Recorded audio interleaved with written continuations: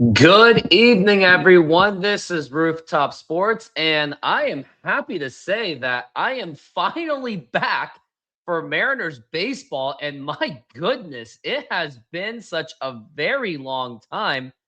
Oh my goodness, how many games did I miss? I missed 7 games in a row, and I tell you, 7 games in a row.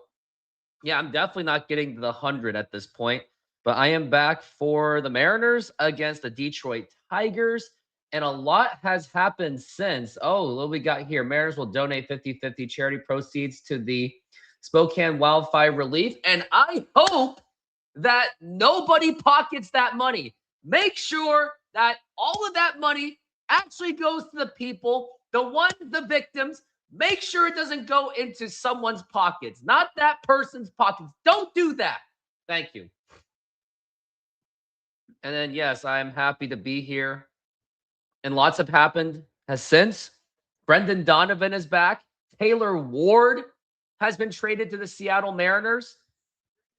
And Mitch Garver and Rob Refsnyder, they are no longer on the team. And yeah, we were overdue for that. We needed that to happen because Rob Refsnyder was absolutely atrocious for the Mariners. He was just an embarrassment to watch. And now finally, we can just move on from that. Other big news that is going on in Mariners baseball is Alex Rodriguez is actually back in Seattle. He is coming back to Seattle. He's coming back to Seattle for the Mariners' 50th anniversary. He did a thing with Brock and Salk, and it's about time that he is actually getting his homecoming. And dare I say, I'm very happy that he is coming back. It's for sure that he is going to be a top 50 player in Mariners history. And anyone who denies that, anyone who is denying the contributions that Alex Rodriguez made for the Seattle Mariners back in the 90s and including 2000 when he should have been the MVP. Somehow he was third in MVP. I mean, they're just fooling themselves. I mean, I get you can fan however you can fan. Not going to block you over it or whatever. You can say whatever you want. I mean, I've taken a lot of criticism for my Alex Rodriguez comments, but no matter what you feel about him, yeah, he was on the Brock and Salk show. I watched it. I really liked how it was done. I thought the Brock and Salk guys did an excellent job. But the thing is, you can fan all you want, you can hate A-Rod all you want, but it does not change the fact that he was still a very significant part of Mariners history. And if you take him out of the equation, especially, I mean, you could have had Griffey, you could have had Edgar, you could have had Jay Buhner, you could have had Randy Johnson. But without Alex Rodriguez, there would be a little bit of less Mariners history. Now, don't get me wrong. I'm not saying that A-Rod's the only reason why all this happened. It's a component of you're giving credit to Griffey, you're giving credit to Edgar, Jay Buhner, you're giving it to Edgar Martinez, but ultimately you got to give credit to Alex Rodriguez because he was a huge part of that history. Believe it or not, he was actually the pinch runner that scored the tying run against the New York Yankees, the American League Division Series. So to say that he should not be part of Mariners history, I mean, I'm just going to say it, you are just unfortunately absolutely mistaken. Now here are the comments I got for saying, well, here's what I said. Breaking. Former Mariners legends Alex Rodriguez just announced on Seattle Sports Radio that he will be at T-Mobile Park for the Mariners' 50th anniversary celebration. This is huge. For the last 26 years, Alex Rodriguez has been wrongfully painted as a villain for taking a contract that literally anyone would have taken. Nobody talks about the fact that the Mariners didn't make a real effort to bring him back in the first place due to cheap ownership. If fans are going to be upset at A-Rod for leaving Seattle for the biggest contract in sports history at the time, people should also hold Ken Griffey Jr. accountable for refusing a contract extension that would have made him the highest paid player in MLB history after the 1999 season. And yet, Jr. held the team hostage until they traded him away. Never forget that while Alex was in Seattle from 1994 to 2000, he batted .309 with a .374 on base percentage, a .561 slugging percentage, 189 home runs, and 133 stolen bases. He won the batting title in 1996 and post a 40-40 season in 1998. Somehow, both in 96 and 2000, he didn't win the MVP award despite being far more deserving than Juan Gonzalez in 96 and Jason Giambi in 2000. Whether he stayed in Seattle or not, he is still a major part of Mariners history, deserves to be celebrated, and it's time to forgive him. I ask all Mariners fans going to the Saturday's 50th anniversary ceremony to please give him a standing ovation as he rightfully deserves. No booze, please. And also, I did make a video back in 2022 explaining the free agency, but here it is. And I forgot to provide that link, so I'm going to have to fix that, and I cannot provide the link. All right, here it is. I got some criticisms, like, it wasn't about him taking the money, the bigger contract. It was about him saying that it wasn't about the money, then leaving for Texas for a hot garbage at the time. And then this guy goes, F all the way off. Some of us lived it. A-Fraud was an a-hole cheater who was exposed throughout his career and post-career as a giant piece of you-know-what. This is total revisionist history. No effing way. And I said, I've been watching the team since 96. Then you know all the BS that you've been peddling and was absolutely not prevailing attitude then. And it's not now. If you fought a 26-year... Yeah, I mean, it's devastating to see what's going on in Spokane. So, I mean, thoughts and prayers to them. But it's really devastating. I mean, and it's affecting us too because we're getting all the smoke out of it too. So it's not helping us at all.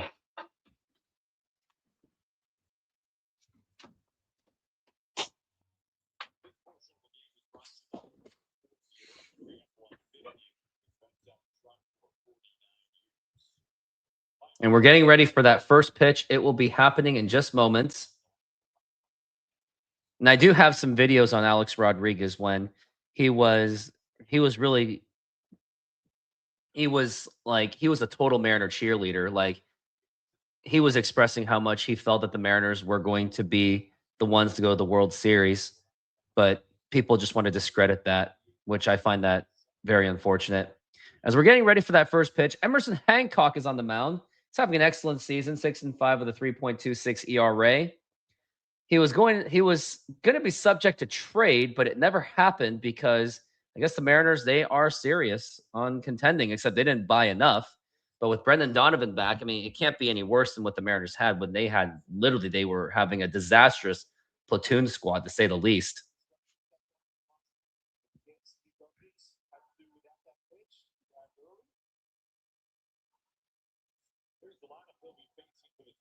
Now here's going to be the lineup. We got Kevin McGonigal, Gleyber Torres, Dylan Dingler, Riley Green, Colt Keith, Spencer Torkelson, Max Clark, Javier Baez, and Zach McKinstry are going to be the guys. And I do have a video on Alex Rodriguez. I'll be showing that in just moments, probably in the middle of the game. And now it's the first pitch, and that's going to be a foul ball. And that first pitch was brought to you by SeatGeek. Use that promo code Rooftop Sports. Get your $20 off the purchase. And then we're at 0-1. And now the pitch. And that's going to be a swing and a miss, and that's going to be strike two. I shall be joined by Jay Trident Podcast later in the game at around the third inning. He probably will be there until the seventh inning. How did I do what? What are you talking about? Now the pitch, that's going to be a ground ball foul. How do you be a Mariners fan? Cheer for the Mariners. I mean, it looks like you're a Raiders fan. So, I mean, I was born in California, but I've lived in Seattle since 1993. So now we're at 0-2. And now the pitch, swing and a miss, and that is going to be strike three. And now we got one away. Now it's going to be Gleyber Torres up to the plate.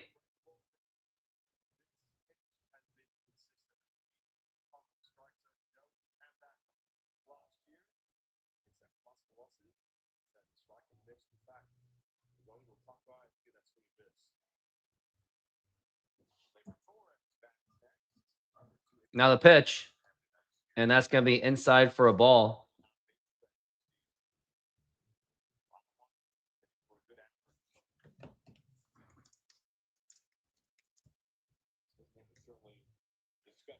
Now we're at 1-0.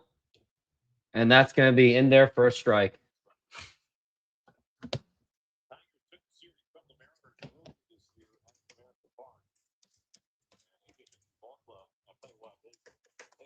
Now we're at 1-1 for Torres.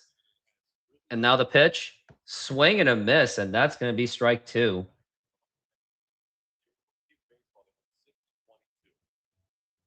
So yeah, ultimately, I really do think A-Rod does deserve all the forgiveness. Forgiveness is a powerful thing. I've done it before. The pitch, that's gonna be way inside for a ball. Like I've had moments where I've forgiven people many times, and sometimes forgiveness is the most healthy thing you can do in your life. Life is too short to be holding grudges. As now we're at 2-2. Now the pitch. Now here's gonna be a ground ball right to Cole Young. Toss over the first. That's gonna be in time. Let's see if anything of trading away Tarik Skubal impacts Detroit. One of my friends actually thinks that that whole trade was an inside job by Detroit, maybe orchestrated by Mariners baseball to pressure for a cap space, pressure the players union to agree to a cap space. And that's not going to go over well either. And I am personally against the cap space. I don't think it's going to fix the problem. Now the pitch, and that's going to be a strike. That is Dylan Dingler up to the plate. He has 23 home runs this season, batting 270 with 72 RBIs. And now the pitch. Swing and a miss, strike two.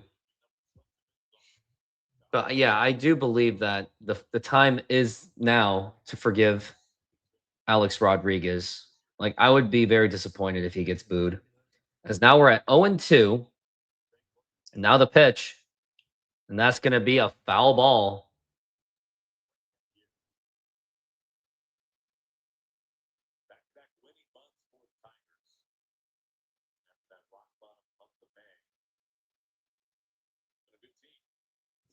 And now we're at 0-2. Now the pitch. And now it's going to be a fly ball to center field. And Julio is there. And he makes the catch. And that's going to retire the side. I will be right back. And while I am going to get my Alex Rodriguez t-shirt that I actually have, please enjoy. Okay, I'm going to need a little bit more time. So I'm going to need a video like this. Not only do the Mariners fight for an inspiring victory, but how about Alex Rodriguez giving the great Dave Niehaus a shout out after the game? Somewhere Dave Niehaus is up there smiling, saying, "Get out the rye bread and the mustard. It is grand salami time." Get out the rye bread and the mustard this time, Grandma! It is a grand salami! I don't believe it! My, oh my! Mariners, it's time to bring him home. It's time to give him a standing ovation and the Mariners Hall of Fame. Plus, I forgave him 12 years ago anyway.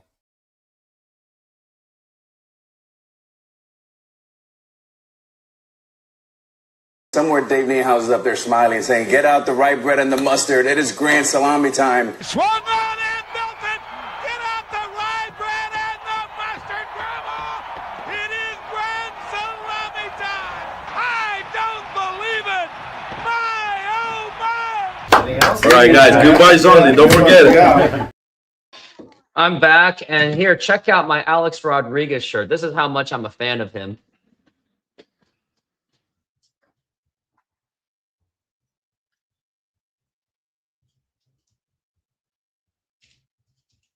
And where else is it?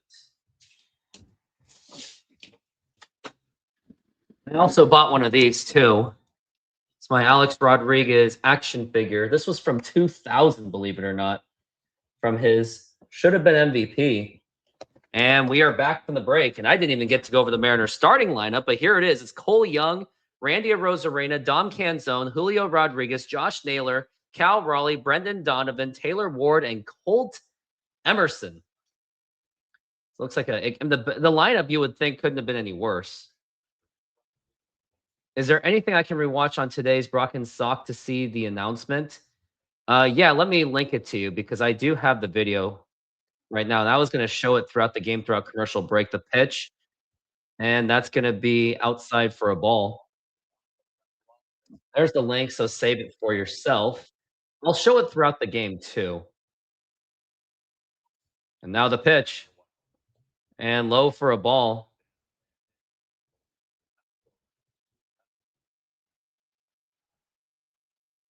Because now we're at 2-0.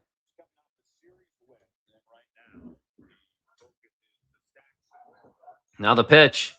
Up high for a ball.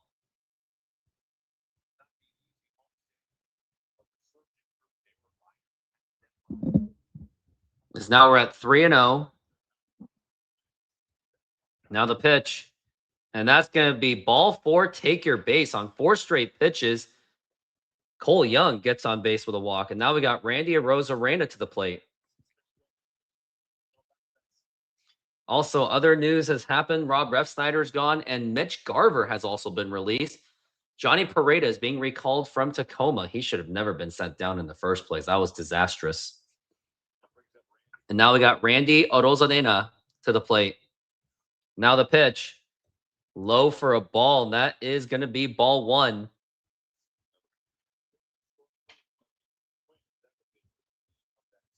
I mean, no matter what you guys want to say about Alex Rodriguez, he really did care about Seattle. I don't care if people are saying he's doing it for himself kind of thing. Swing and a miss, strike 1. I mean, even Mariners announcer Tom Butler thought that he was just trying to kiss ass to the Mariners and get in their good graces, which I don't agree with one bit. As now we're at 1-1. And now the pitch. Swing and a miss, and that's going to be strike 2.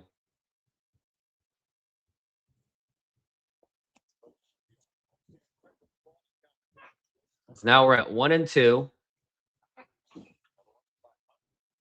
Now the pitch, and that's going to be a foul ball.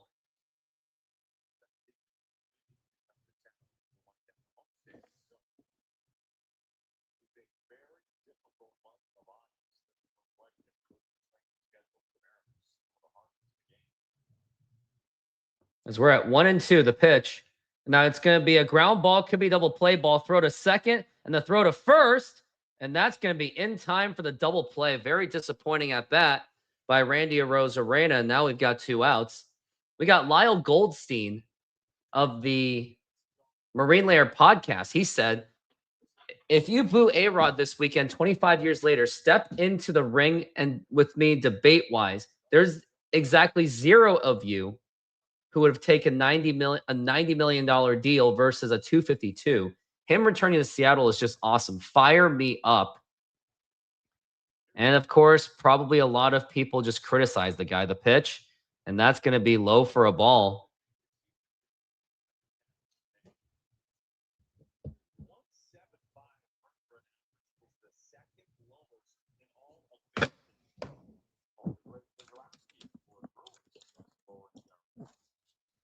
And now that's going to be, it's going to be a ball. We got Dom Canzone. Actually, that's a strike. It's 1-1. And now the pitch.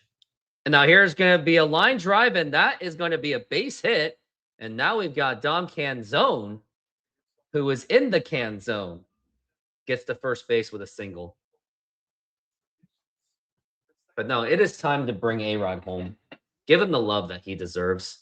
It's time for him to come home. It really is. He deserves the homecoming. He deserves all the love, all the respect.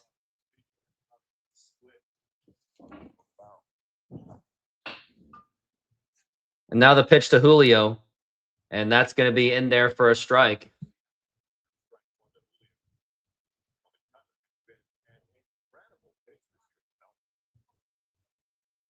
Because now we're at 0-1 for Julio Rodriguez. He's batting .254 with 16 home runs. Check swing. Does he go? He does not. Julio still has a chance to extend this inning for sure.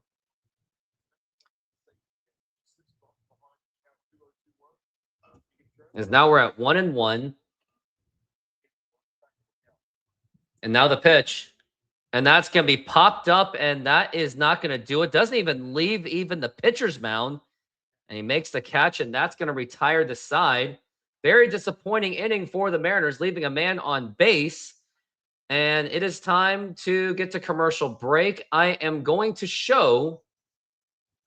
will show this video if I can. All right, let's do this. All right, Brock, as promised, a special guest right now, Alex Rodriguez, kind enough to take some time with us this morning. A-Rod, second time on the show. Good morning. Thanks for being with us. Hey guys, how are you? Thanks for having me. Well, let's jump right in. What are you doing this weekend? Well, I got a call from Mr. John Stanton. At that point, I felt like I got a call from the principal's office, and I say, I hope I'm not in trouble. But John and I built a nice relationship with my days on Sunday Night Baseball and coverage of playoffs. And he invited me to the very special weekend. Was this important to you?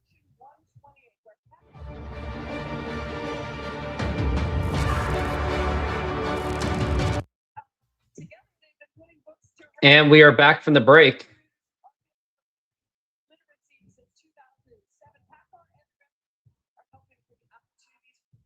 All right, here we are. And now the pitch. And that's going to be a foul ball. D-Man says, I agree. I don't care if it takes hours or days or weeks. Just get the deal done. Put the fans over your $750 million. Oof. That's going to be an ugly lockout. That's all I'm going to say. Now the pitch. And that's going to be popped up and foul. I really do hope Alex Rodriguez does get the love. I really do. I really think he does deserve that love. It's time for a homecoming. As now we're at 0-2.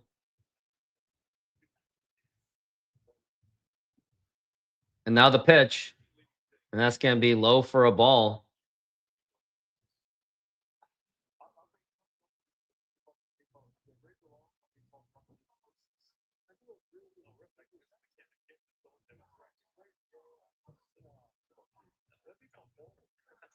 Now the 1-2.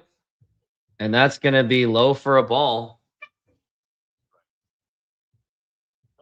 As now we're at 2-2. Really? Can't hear me at all? Oh, okay. Now the pitch. Swing and a miss. Strike 3. And that is going to be one away. Yeah, I should be well heard.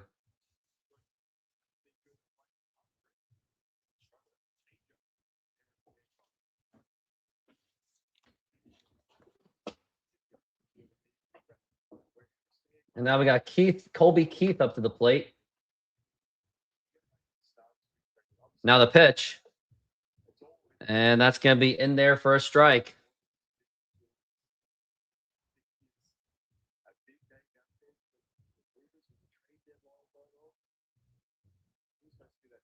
It's now we're at 0-1. Now the pitch. And that's going to be a strike, and that's going to be 0-2. Emerson Hancock is looking like he's off to a good start. Hopefully the Mariners offense just doesn't abuse it.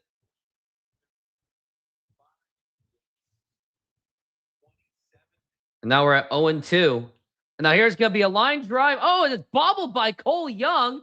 And I think that's going to be an error. That's a very uncharacteristic error by Cole Young. And now we've got Spencer Torkelson up to the plate. And by the way, fun fact, the last time the Mariners played, it was Game 5 of the American League Division Series. And that's when Jorge Polanco hit the game winner. And I can't believe they got rid of him. Now here's Torkelson up to the plate. Now the pitch. And that's going to be in there for a strike. Torkelson's been struggling. He's batting .220 with 20 home runs and 58 RBIs.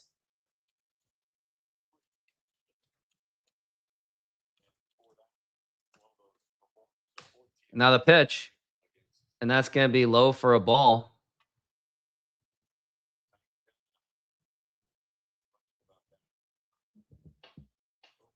As now we're at 1-1.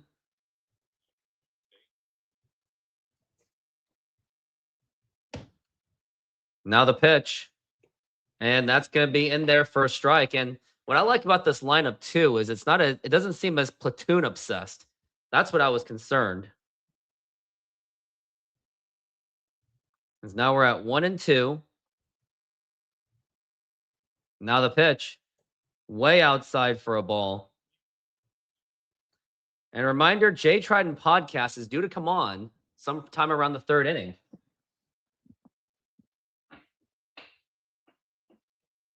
Colt Keith, not Colby Keith. All right, thank you. Now the pitch. Swing and a miss. Strike 3. Another strikeout for Emerson Hancock. He is on fire. He has now 3 strikeouts. And by the way, that wasn't an error by Cole Young. It was actually considered a base hit.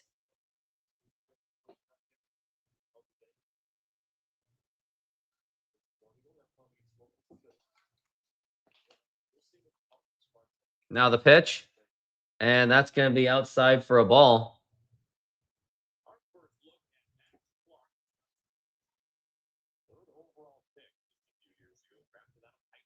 Because now we're at 1-0.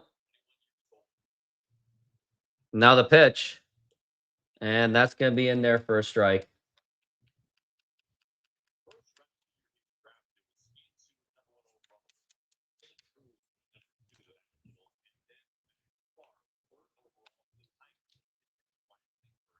Because now we're at 1-1.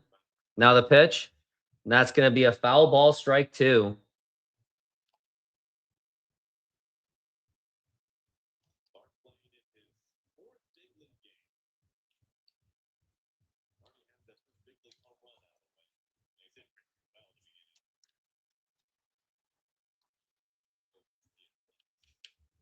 Now we're at 1-2. And now the pitch. Way up high for a ball. That's going to be 2-2.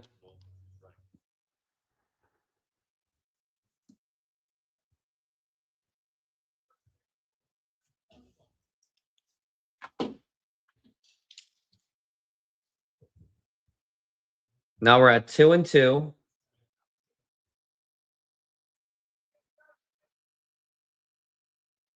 Now the pitch. Way up high for a ball. Throw to second. And not in time.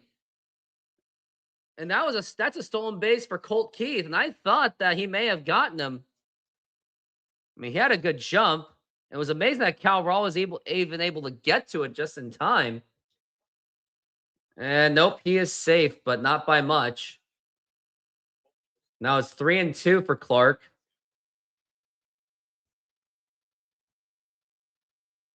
Now the pitch. And that's going to be a liner to left field. That's more like a fly ball to left field. And that is going to be a foul ball.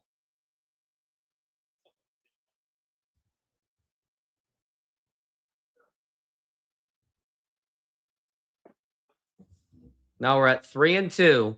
Now the pitch. And that's going to be ball 4, take your base. Nothing to ABS on that one, I can tell you.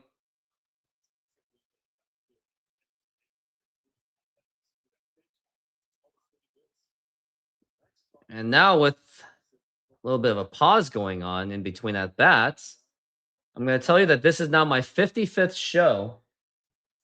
Now the magic number is 45. With only, how many games left, really? Now the pitch. Now it's going to be a fly ball to right field. This could be trouble. And Canzone's going to make the catch. Nice running catch by Dom Canzone. And that is going to retire the side. It went foul, but it was good that he caught it. And we will go to the very next inning.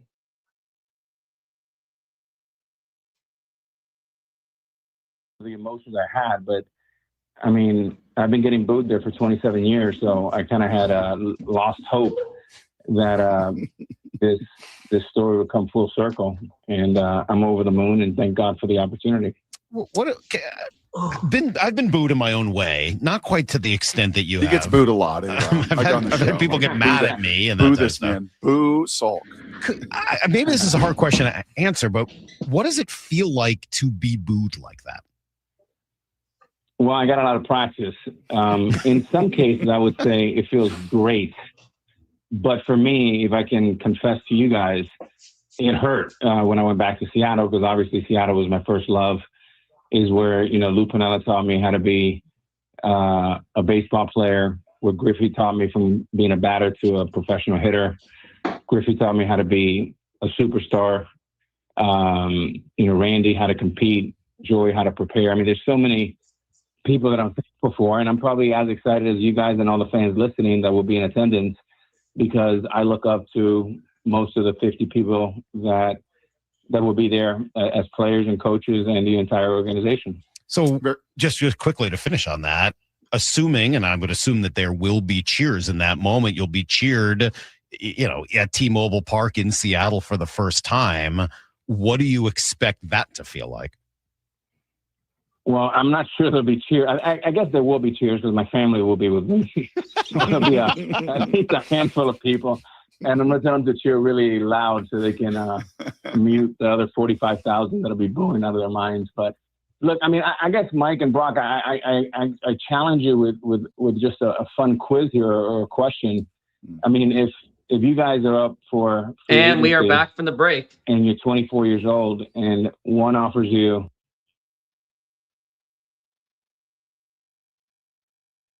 All right. Now the pitch, and that's going to be outside for a ball.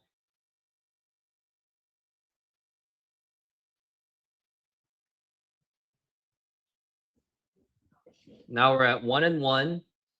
Now the pitch, and that's going to be a ground ball foul.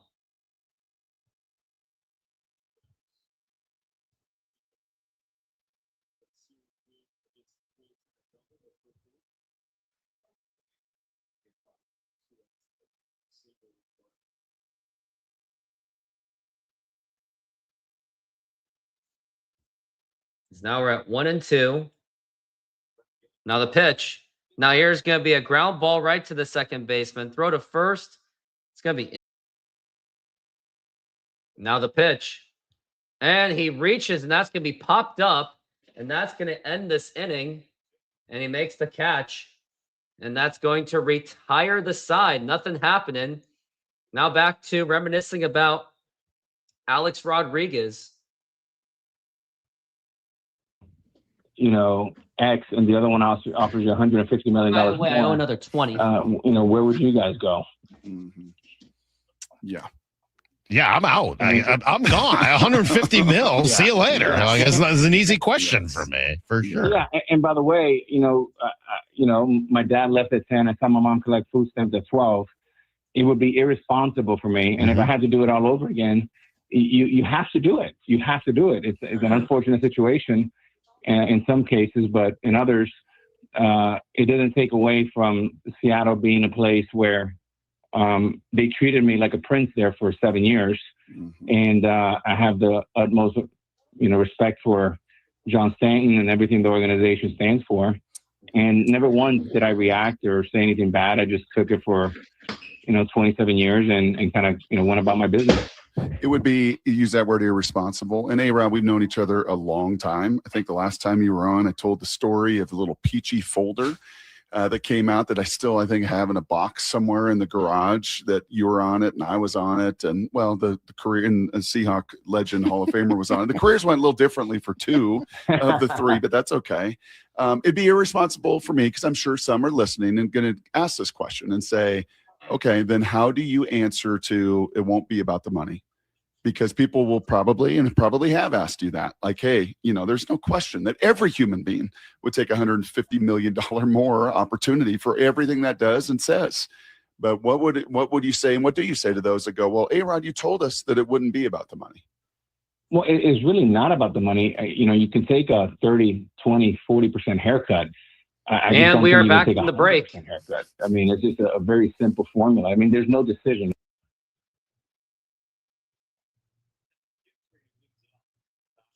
It looks like Jay Trident podcast should be there, but I don't see his face at all. So I think he'll text me and he'll probably tell me what's going on. Now the pitch, and that's going to be a foul ball. As we're at 1-1.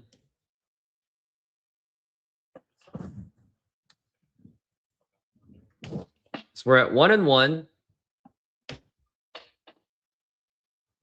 Now the pitch to McKinstry, and that's going to be a foul ball. And actually, admittedly so, Jay Trident podcast will not be having a camera today. He's just going to be on a voice. Yes, I can hear you, just answering your text message. Oh, and you know what? I just gave you a thumbs up, not realizing you can't see me. So we're off to a great start, aren't we? Oh, that's a great start. Maybe it could be a foreshadow of how this game goes.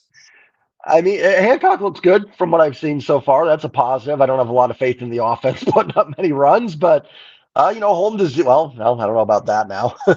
1-2. And now here's going to be a fly ball to right center field, and that's going to be a base hit. I see what you were talking about because you seem to be ahead of me. And now we've got a leadoff double. Well, that's so if the Mariners are to lose this game, it will be on, I don't want to say it too harshly, but someone's lack of, I'll just blame the camera. It will never. It's not the Mariners for playing like what. It'll be on us, right? Yeah, let's take the blame. Let's take the fall for the team. Oh, you know what? Someone's got to do it. And sometimes we just got to be sacrificial lambs. The pitch, swing and a miss, and that is McGonagall, if I'm even saying that right. Yeah, you got it.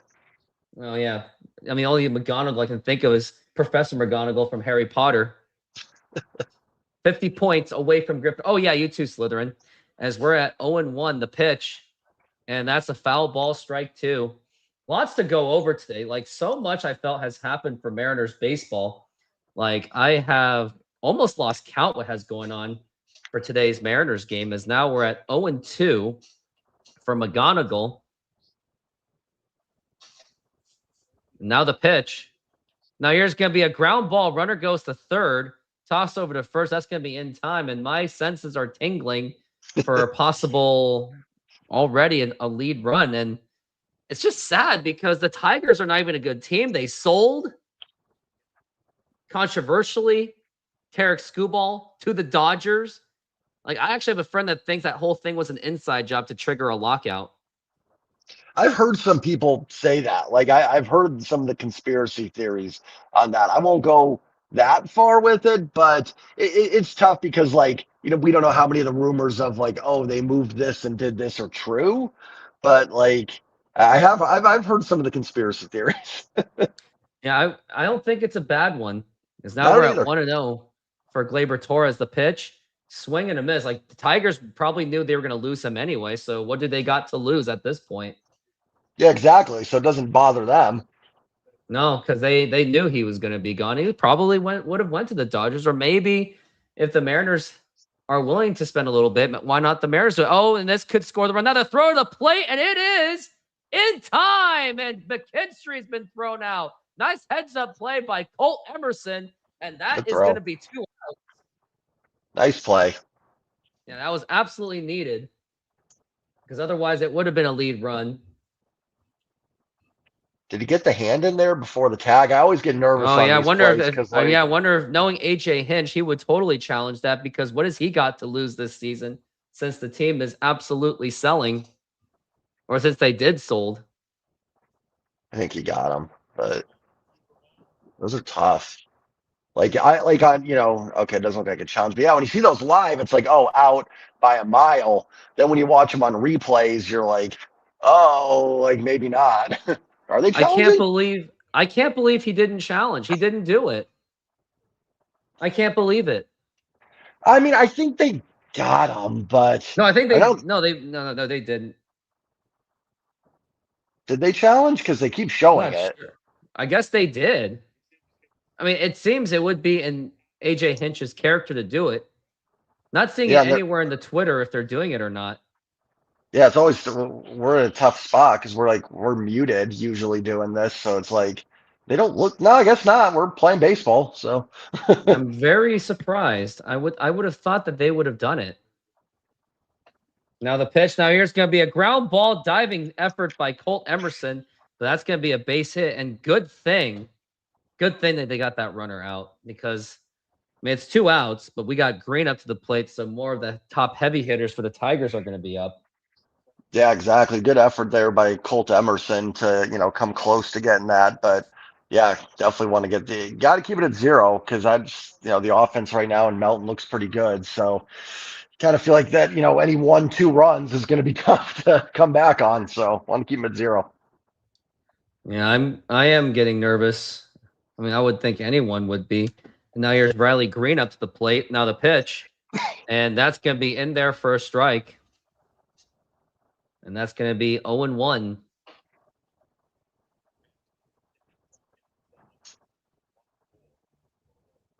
Emerson Hancock looking pretty good, but he's been getting taxed a little bit. And now here's a ground ball, broken bat. How's this going to work? Now the throw to first, and that gets away, and that is going to score in the run. And the Tigers now have taken a 1-0 lead off an error by Colt Emerson. It was a pretty bad angle, but either way, I don't think that should have went away from Josh Naylor. And here we go again. Mariners are trailing once again, and it's something that we are pretty much used to. And that was off a broken bat. And it's not like the Tigers are playing anything impressive on offense. They're just doing the things that I see this in softball myself. Like, I pitch really good pitches, and then these girls happen to just bloop it for a single. That's exactly what what's happening.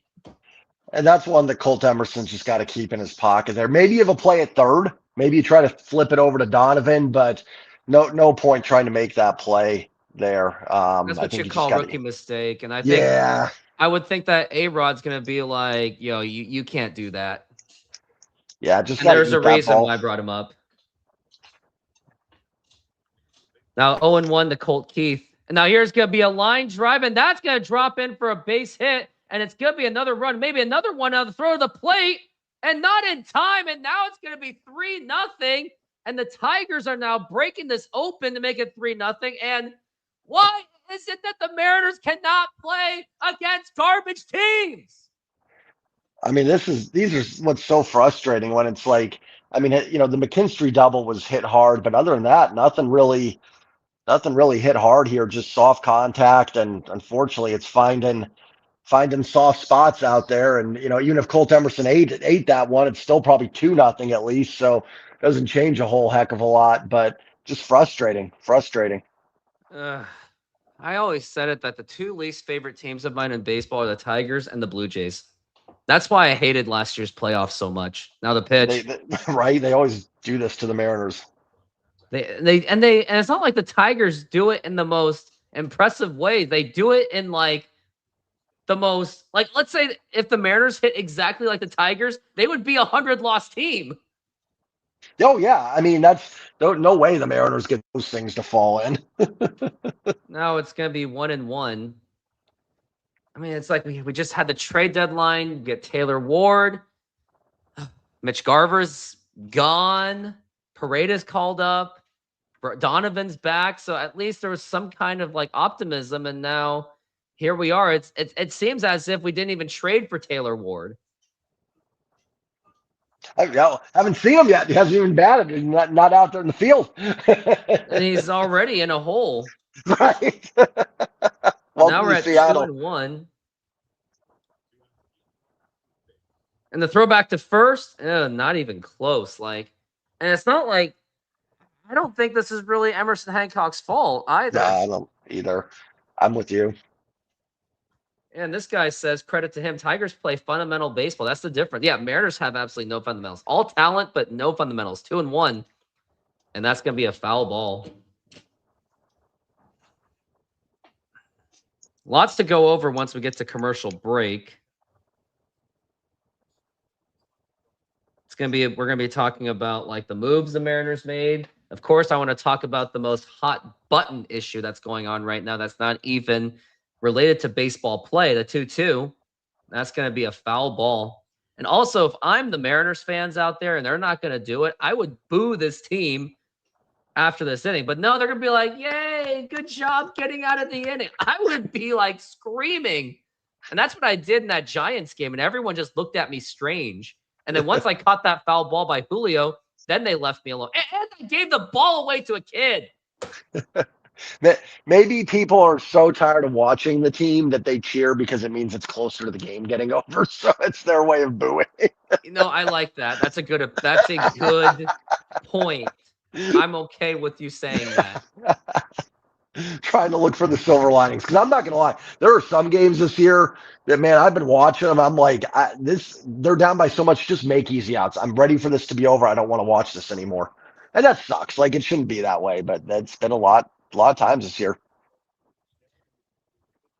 Yeah, and you know that I'm willing to suffer. The 2-2 swing and a miss, strike three, and the fans are clapping. Why are they clapping? Why are they?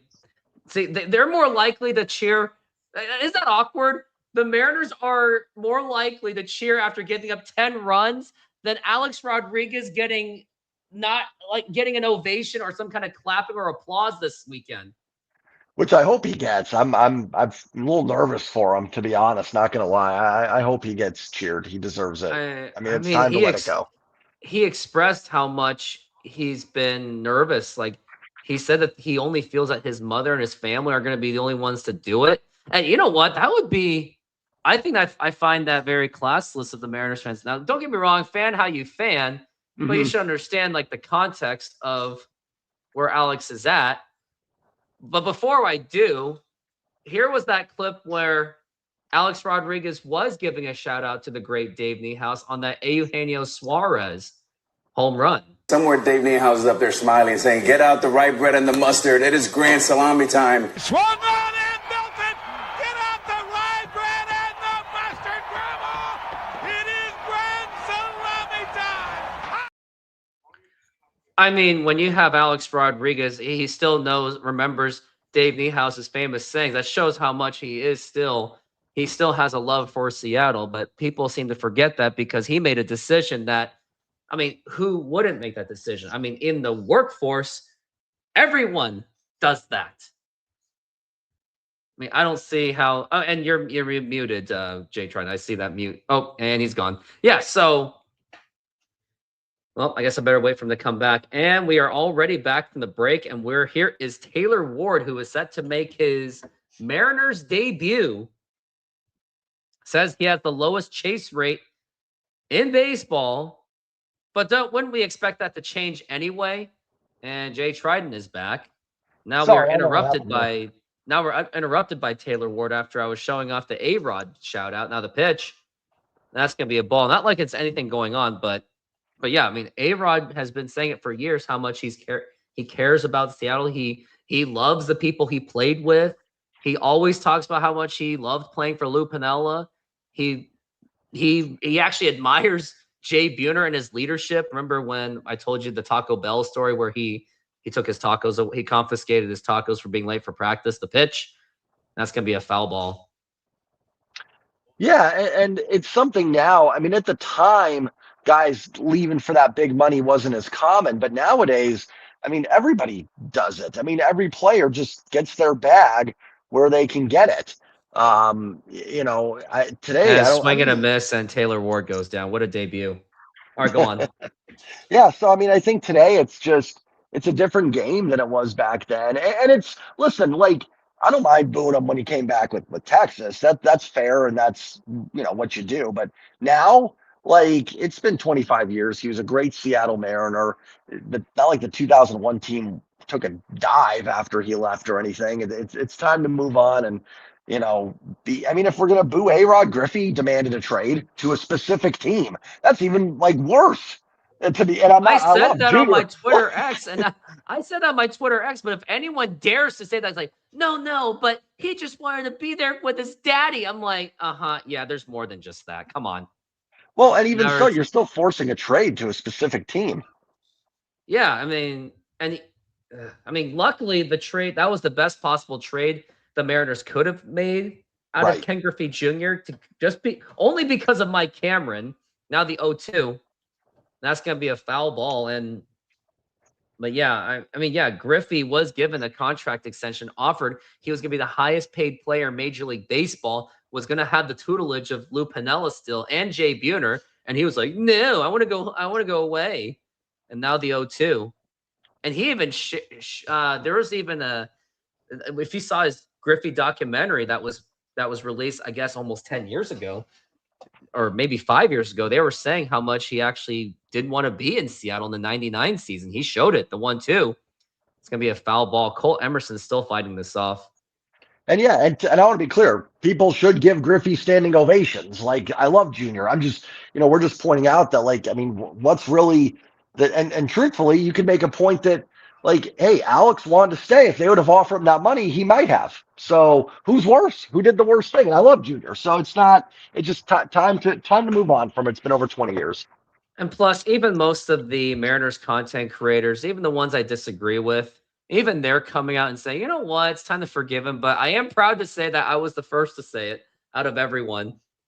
Yeah, you've been on that for a while. I mean, I was with you. I haven't really made a video. I'll mention it tonight probably.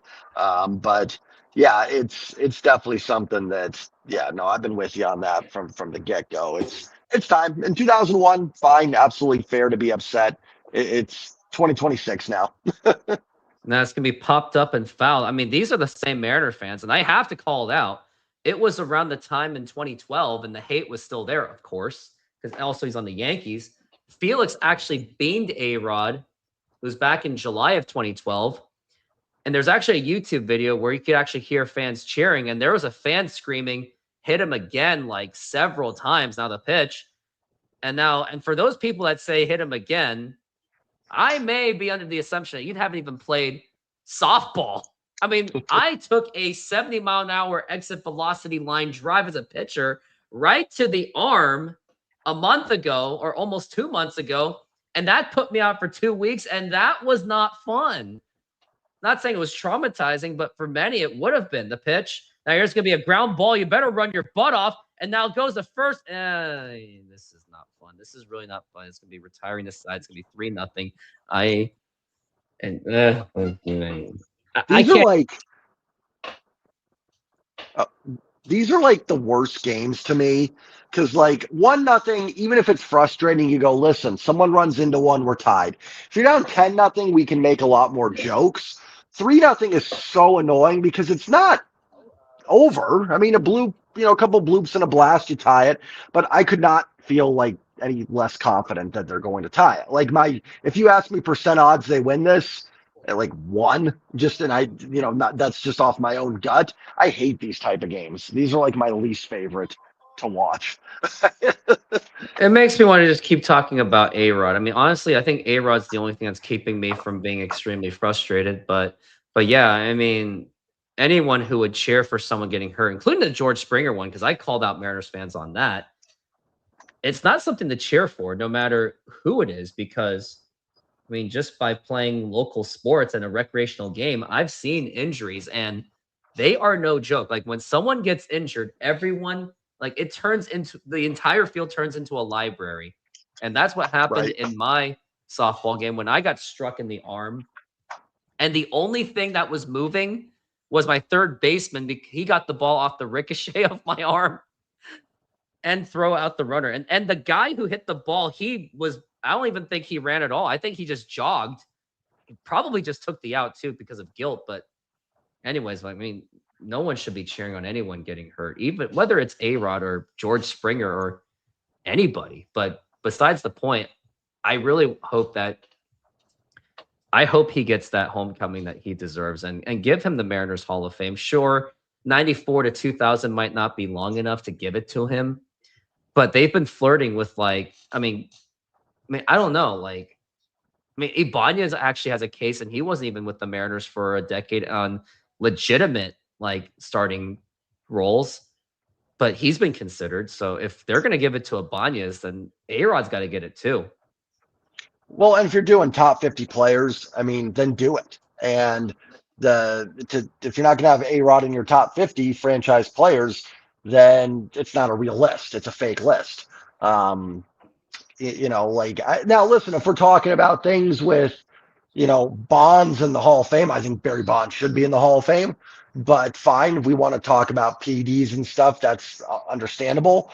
But if we're talking top 50 Mariners of all time, and I'm looking at 50 guys standing there, I don't see Alex Rodriguez, then it's incorrect. It's not right. Now, I mean, if a guy's done something horrible off the field and you don't want to consider that, fine. I can understand that aspect of it. But I mean, A-Rod took money to go somewhere else, which I think most of us, if our jobs, whatever we do, if someone called us and offered us 3 times as much to do the same job somewhere else, I think we'd all do it for the most part. That's the other thing that always gets me when people get mad about players leaving.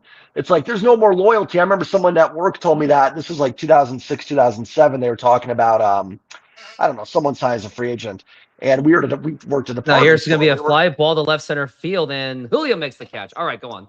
No, you're fine. And we were unloading the truck at a department store. I'm like, so if the store across the street offered you 4 times the amount of money, you wouldn't go over there to do the exact same job? Well, that's different. I'm like, well, but it's not.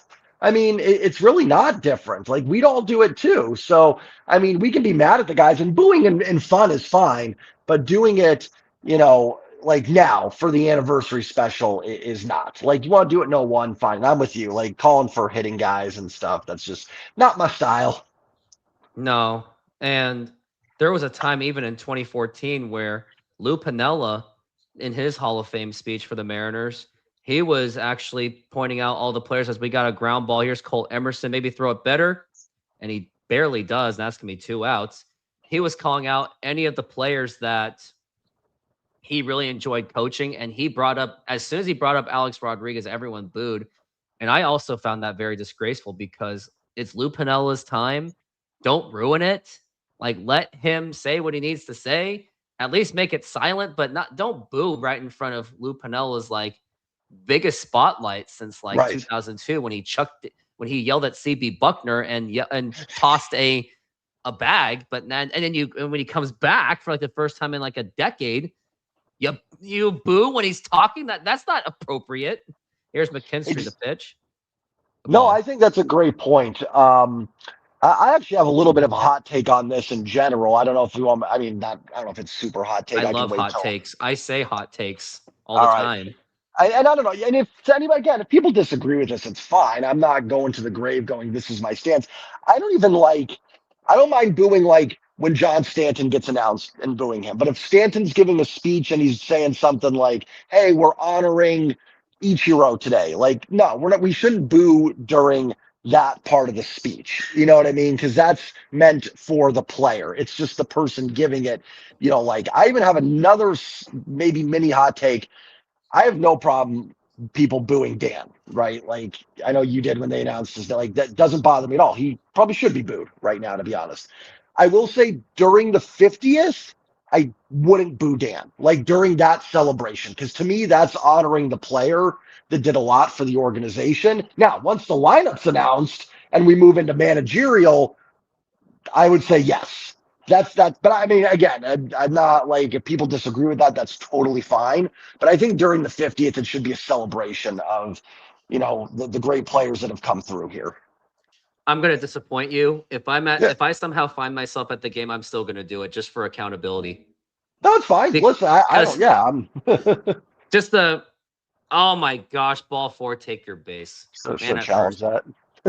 I'm surprised he didn't, but I mean, I'm also the guy on my Twitter that's been saying we need to remove Dan Wilson out of Mariners history out of frustration. Now, do I 100% mean it? Probably not. I'll probably in about a month, I'll probably regret saying it. But at the heat of moment, yeah, I say a lot of dumb things. So at the heat of moment, yeah, I'm probably going to boo. And it's not going to be met with a lot of friendliness. Oh, and the field is fair. And Naylor gets it. That's going to be out. And that's going to retire this side. Better inning. But I'm feeling very... Ooh, Randy Arozarena's on T-Mobile Park. Obviously digitized, but that's pretty cool. And yeah, it's going to be retiring the side. And other things we got to talk about is Mitch Garver has been cut. Mm-hmm. I think we talked about enough about A-Rod, unless there's just... Okay, I got one more. I remember when I was selected in 3rd grade to give out a presentation based on current events. So people would talk about, I don't know, like the presidential election, or someone even talked about the ALCS loss. And I cried like a baby when my classmate actually did a presentation on that, on losing game 6. But it was my turn. And coincidentally, A-Rod's free agency was there. And my dad's like, hey, Joseph, you should do that. And I'm like, yeah, okay, I'm depressed. So I did it. And then when I was rehearsing with my family to talk about the Alex Rodriguez departure, I just started tearing up and crying. Now, at the presentation at school, I didn't cry, but at the time I cried. And yes, I'm one of those fools that also booed him. But I was just a 9-year-old kid, and we didn't really have social media. It was tough. Nobody wanted to read newspapers. I didn't have the attention span for it. And then once you read a book like this, talking about how the whole A-Rod thing went down, I go, ah, crap. I just booed him for 10, 12 years for nothing. No, But then again, time heals, right? exactly. Like, I don't blame anybody. Listen, I don't even blame people that are like, I don't like A-Rod. Like, I get it. Like, A-Rod's not really like my number one dude, but for what he did for the organization, like, it's been 25 years and he was a tremendous player. You could make a case in that home run year, McGuire, Sosa, and all they did, that A-Rod was still the best player in the league that year, despite all of that. And he did it as a Seattle Mariner. I mean, even if that's only, a guy comes for one season and does something, like, he helped this team win baseball games while he was here. So, and time heals. Like you said, go talk to 2002 me as a sophomore in high school, hated him, absolutely hated the guy. But it was 25 years ago, like you said it best, time heals. Yeah, and the other thing is, and a lot of fans are also just using that whole, well, he did PEDs over the years after them. Well, he did PEDs like since all the way probably back in high school, let's be honest. As we're at 0-2 to Arozarena the pitch. And now here's going to be a liner, and that's going to be a base hit for Randy Arozarena. Let's get that going. But if we're going to talk about Alex Rodriguez going on PEDs, let's talk about Robinson Cano, who was suspended in 2018 with the Seattle Mariners for PEDs, and he kind of tried to lie about it. And it was well warranted that Justin Verlander even called out the Mariner fans going, and here come the excuses. And you know what? I saw so many excuses for Robinson Cano from Mariners fans. And I was like, okay, we're going to hate A-Rod, but we're going to let Cano off the hook. I did not let Cano off the hook. If anything, I will never respect Robinson Cano ever again after that.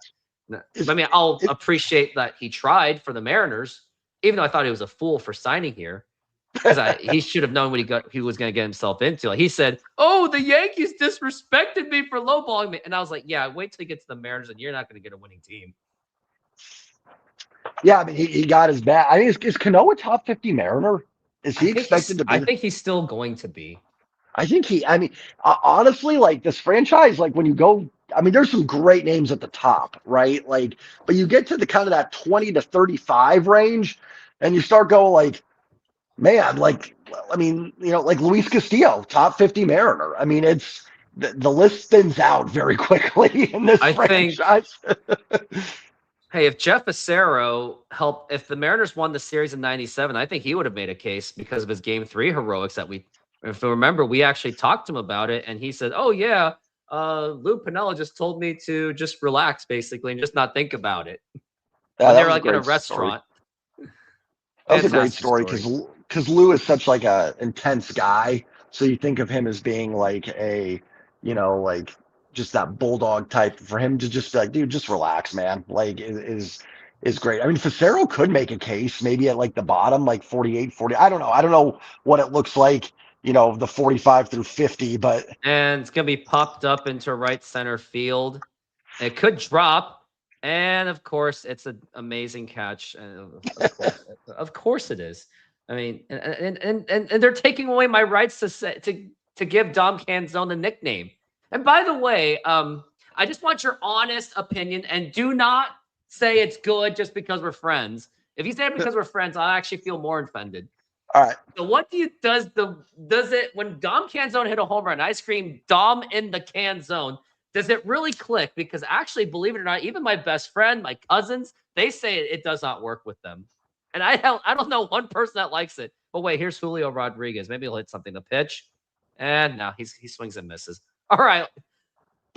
I hope he interrupts us. But yeah, but Dom in the can zone. Yeah, I don't have a problem with it. I'm not just saying that. Like, it's a catchphrase. It's a catchphrase. That's what I'm trying. Yeah, I mean, it doesn't, I don't know if it'll catch on or not, but I mean, it's just in the zone, and I kind of look at in the zone and then a can of corn, you know what I mean? Like, kind of combine the two with that. So, I mean, I get it. I think it's just a catchphrase, and I don't see any problem with it. I don't see why it would be met negatively at all. You know what I mean? It has, by my own friends and some family members going, wait, Dom in the can zone? That doesn't make any sense. They just want me. They just would rather have me do the whole his signature hand thing. It's probably because it's taken by that. Now Yeah, it's 1 and maybe. 2. Throw back to first, not in time. I mean, it flows. I mean, listen, catchphrases aren't supposed to be like the most. Like, it's a baseball catchphrase. It's not a science experiment. You know what I mean? Like, it doesn't have to be the most. Like, I mean, what about the Yankees guy? Remember, Pitch not John inside for a Sterling ball. with The all Yankees win. and all his little like catchphrases that he'd do, It is high. It is far. It is gone. and then the all rise for the judge, stuff like that. So it's got to start 2-2. somewhere. They got to start somewhere. Let's not forget the other Yankees guy. See you later. Yeah, Michael K. Or I like Michael K. Actually, I think he does a pretty good job. Dave Nee. Oh, I actually heard the John Sterling version of Game 5 95. It actually feels so dark. And it just feels so weird. Like there's actually a John Sterling perspective on that Edgar double. It was like the weirdest thing I've ever heard. Like I actually felt the darkness. I actually felt like a Yankee fan for a moment. I was like, man, that just felt depressing. I mean, think about it. That was around the time Mattingly was going. That was possibly Don Mattingly's last run. So that's why it was dark at the time. And then we all know what happened after that. Well, that's the thing for the Yankees. Like, I mean, as a kid, you think evil empire, but they were actually just coming out of a bad stretch of baseball. They weren't exactly like they weren't 4-time defending World Series champs that year either. So that was a depressing loss for them. I mean, because that was, I think, their first trip back since somewhere in the 80s. 81. Yeah. And 3-2. And they had talented teams in the 80s, but because of and by the way, ball 4, take your base, and Julio walks, but because of the unforgiving playoff format where you basically had to win 100 games to even make it to the ALCS. Yeah, it was Yankees caught on to some bad luck, and Don Mattingly is the unluckiest Yankee. By the way, going a little bit off topic because we're talking about catchphrases, but here's Josh Naylor. Oh, and there's a visit. But yeah, Tying those run to Yankees. the plate. Yep. But I don't know if Naylor's going to do it. If there was 25 Naylor, I'd had more faith. But oh yeah, so what's your overall thoughts on trade deadline? I thought it was very underwhelming. Like, yeah, you got Taylor Ward. You got off of Castillo's contract. That could probably help. That might help be able to help into the free agency for next year. Or maybe that could have opened up a little bit of money for other players. But I thought, just give me one more decent bat and a bullpen pitcher of high leverage, then I think we're good. But it just felt incomplete. Yeah, that's what I said. I said very underwhelming. I just don't like that they didn't really commit to one way or the other. I actually kind of wanted them to sell a little bit because I still think this season hinges on getting Cal, Julio, those guys hot. So if you sell and they get hot, you might be able to still make a run. And they didn't do that, which was fine. They don't have to do it my way or anything. They went more with a bit of a soft buy, but then it's like, then go out and get a couple more pieces. I gave it a C minus. I like the 2 moves they made. Oh. Now we got 1-0, and now the pitch. And now here's going to be a fly ball and fouled. Yeah. You had right me off the for a bat. second. Sorry. I stopped because I'm like, oh, I don't want to say anything, but I'm like, I don't think that's got it But anyways. by how it looked, I wasn't too convinced. That's why I wasn't like, and here's a fly ball. Yeah. I was like, wait, and here's a flat foul.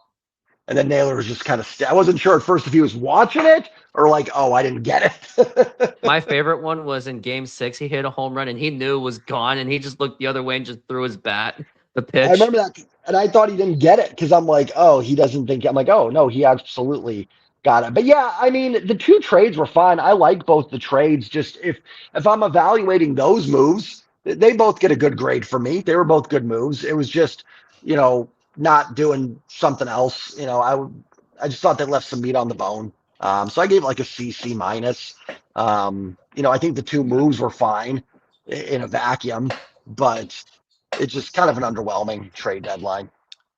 I know I'm greedy. I know I'm crazy, but I'm probably the solo and 3-2. I'm probably the solo Mariners fan, and I can't really say. I have to say it that way because I'm not going to explain why. But I'm the one that wanted Eugenio Suarez back, and he probably would have costed close to nothing. And that 3-2, the pitch, and swing and a miss, strike 3. Now we got the dumper coming up. But I understand kind of. You got Brendan Donovan back. You're holding out for JP Crawford for maybe one little last run. And then there's not much room in the DH area, especially when now Taylor Ward is there. And now Dom Canzone also occupies it. So I can see why they didn't do it. And they probably, and you can't really platoon an Eugenio Suarez either, to be fair. And you can't platoon Brendan Donovan. And now here's going to be a fly ball to deep right field. Is that going to be fouled again? That one was a little further, at least. I really want to know what's the Mariners' batting average when they hit foul balls like this. There's got to be some kind of geeky number. I wonder if AI knows. I know it's got it. I'm going to do it just for fun. What's the Mariners' batting average when they almost hit a home run that goes foul? Let's see what Google Gemini says, which, by the way, I think that's the better one over ChatGPT. Let's see what she says. She has no idea. The 1-1, now the pitch. And, man, these swings, man, like, it just doesn't – it's like they're also uncompetitive swings. Like, remember we saw Colt Emerson strike 3? It was like, what were you even doing kind of swing? It's like you're just throwing these games away. So we're at 1-2, now the pitch, and that's going to be a foul ball. And like, I don't feel good about this at all. Like, I thought that maybe when you're getting rid of platoon players and you have Donovan back and you got Ward, like, it's got to improve in some way. I mean, it can't get any worse unless it does the pitch. And how about that? Another uncompetitive at, but oh man, like, if I wasn't talking to you, I probably would have broken my headphones by now. I mean, look what I did remember what I did in the ALCS. Like, this is nothing but regrets right there. And see, like, you know what's funny? Like, these games drive me more nuts than in a weird way. The ALCS loss hurts. Like, that's just a stomach turning loss. These just drive me nuts because it's like I don't believe in this team a ton. Doesn't mean they can't get going. I'll still try to be optimistic about it, but it's just like, man, I just feel like I'm watching. Even there, they had tying run up, and I didn't even really like have any faith that something good would happen. and you had your 5 and 6 that are up. You have Josh Naylor and Cal Raleigh up. It's not like an impossible task. But man, they just can't do it. But I'm glad I'm here to prevent you from breaking anything. Yeah, I probably should have brought someone in for that game 6, because game 7 I didn't break anything, but I did fall into deep depression after that. Like, I didn't even do content for the Mariners for I felt like a month. Or okay, well, we did talk to Tom Hutler like a week later, but that was about it. Other than that, and I was depressed because I knew that was going to be it. I knew that they were going to nuke this team, and they did. No, but they brought back Donovan, but then he hasn't been available. And I still think even with Donovan, I think they would maybe be either just at best they would have been hanging on to a 1-game lead if Donovan was around. So I don't think that even having a healthy Donovan would have made a world's difference. Yeah, they'd certainly be better, right? Like you said, listen, we'll take a division win if they can get it, but they'd still be with Cal doing what he's doing and Naylor not having a lot of power and Wu not being able to pitch on the road. They'd still not be where we want them to be, essentially. Pretty much. I mean, if any of those players could even just get it going, and then this team can do lots of damage. And here's the pitch.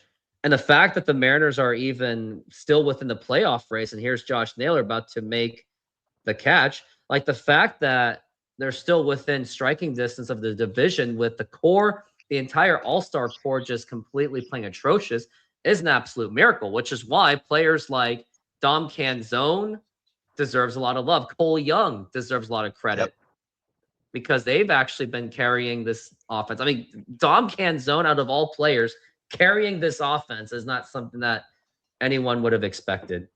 Now here's Dingler. Yeah, in and the he shouldn't strike. have to.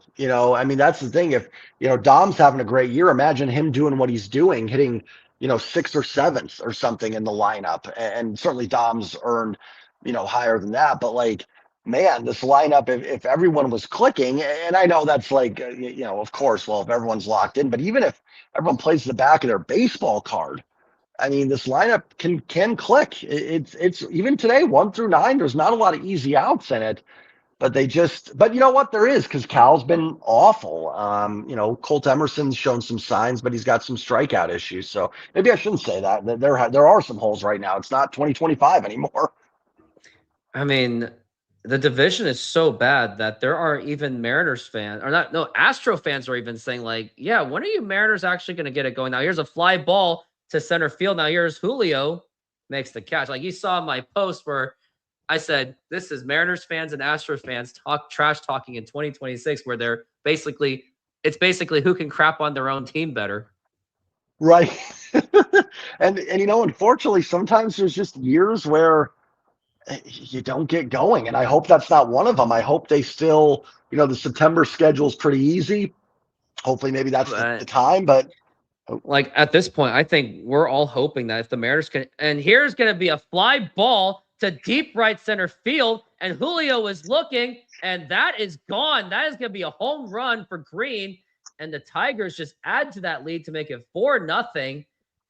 And the hopelessness of this game continues. But going back, like if the Mariners can even play 500 ball in August, then that would be an absolute miracle. And I think the Mariners would still be in striking distance for the division. Now, if they play like exactly what I expect, and thank goodness I'm going to be in Philippines for a week, I think you're pretty much going to write off that season if they don't have at least a 500 August.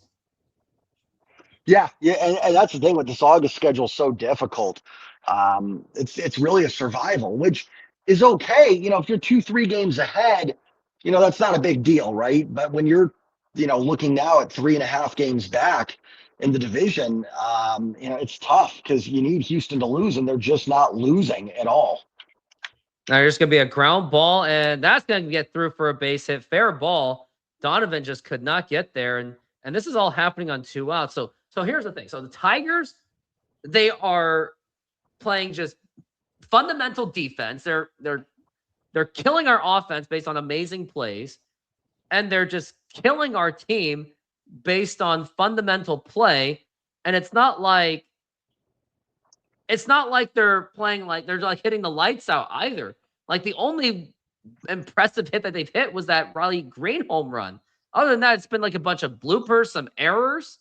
I mean, this Tigers team, they do things to that's why they're at least an annoying 500 team, because they know how to do this stuff. And man, I remember that Tigers series earlier this year. I screamed at my computer and my camera because of that blown 9th inning when they were supposed to win the series, and they had like what, a 4-0 lead.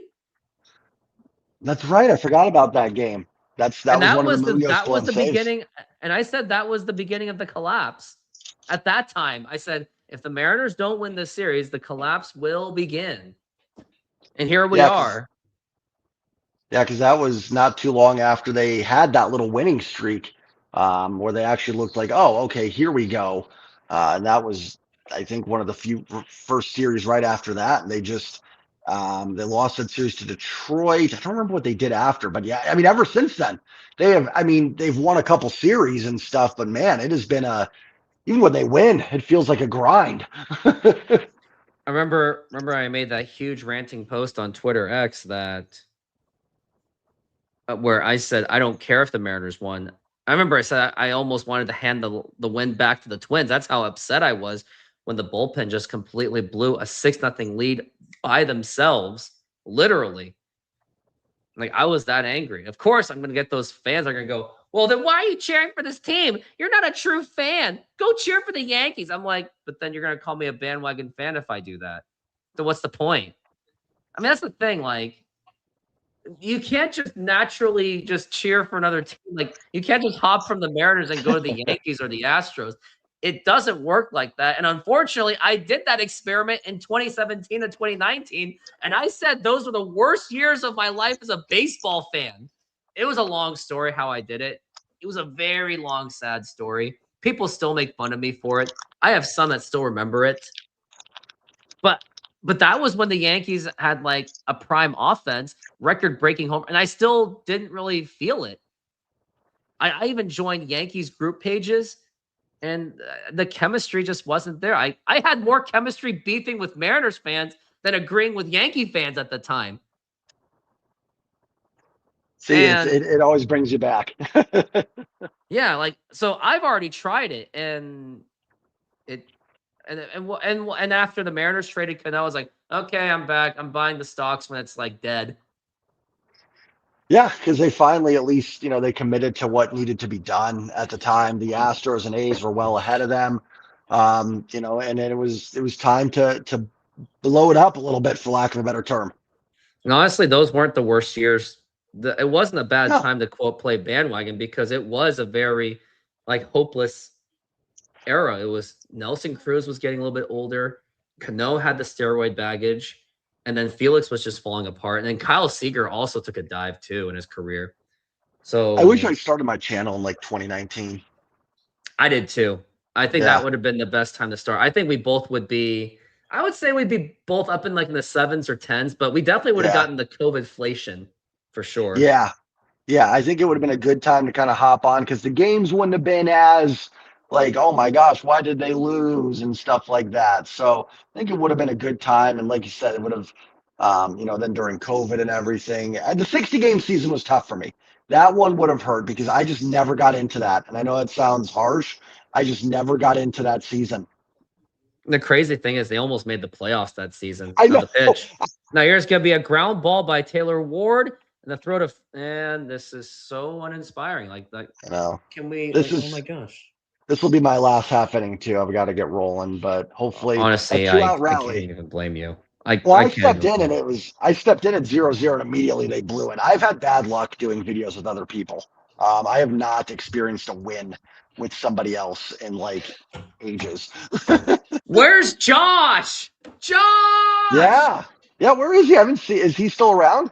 No, he comments occasionally, but who Oh, knows okay. where he is? So he's still around, but like not as active. Not as actively, no. Gotcha. Not as much as my OG days. Now the 01, that's going to be low for a ball. It's kind of getting trickier to find even anyone to collaborate. And it's kind of rare these days for people to even collaborate, especially within Mariners community. Like, I remember there was that 2024, I called it like the 2024 collab boom. It was between 23 and maybe 25, and that's going to be 3 outs. Like, everyone was collabing. Like, yeah, Jay collabing with everyone. And even you collab with Locked On. Mojo kind of let people in, and now everyone's kind of just doing their own thing. I mean, Marine Layers literally doing their own thing. Jake's kind of collabing there. Me, I just don't have the motivation to collab, and I've been focused on other parts of content beyond the Mariners too that also have pretty good potential. Yeah, and I think with the way the team's playing, like these games for me, it's like they end at 10. I barely want to talk about it myself, let alone sometimes with other people. And that's not towards the people at all. I love all the people I've collabed with, but it's been frustrating. But I'm going to get rolling, man. Appreciate you having me on as always. And hopefully maybe I'm the bad luck charm and me leaving provides a spark. I appreciate you doing these games, man. I know these are not fun. I mean, they're fun in terms of the game itself. You know what I mean? So I mean, if someone called me to do softball at least 2 hours earlier or 3 hours earlier, I would have canceled everything. I don't blame you. I don't blame you in the slightest, man. All right, man. Have a good one. Good day. Go Mariners. Go M's. All right. With Jay Trident out, hopefully the Mariners can spark on their defense. I don't see it happening. Be very depressing if they keep playing this way. But I guess we're going to have to see.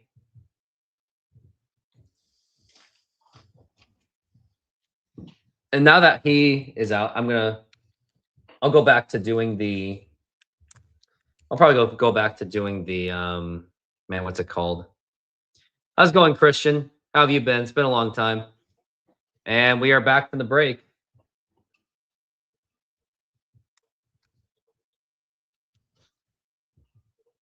This team is taking us to the World Series. You think so, don't you? Explain your case. I really want the Bats get it going. Ugh. Tigers don't even need Skubal, and they're still kicking the Mariners' asses.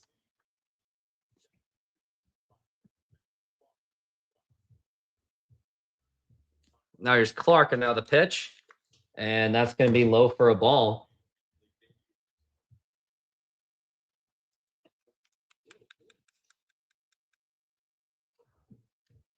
Now we're at 1-0.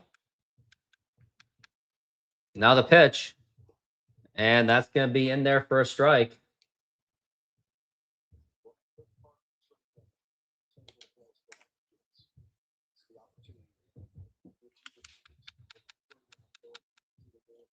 Now the pitch again. And low for a ball.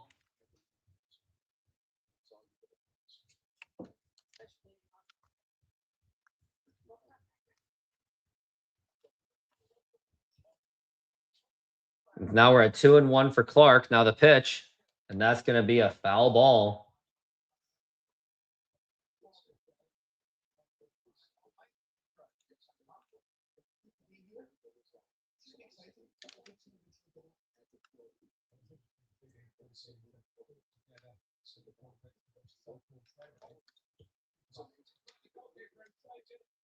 And that's going to be strike 3, and that's going to be 1 away.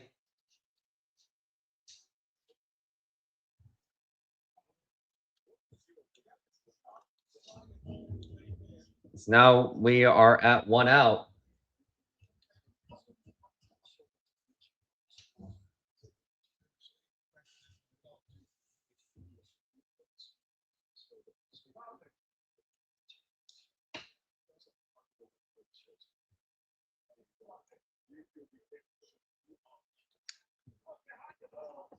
So now we're at 1-0 for Baez.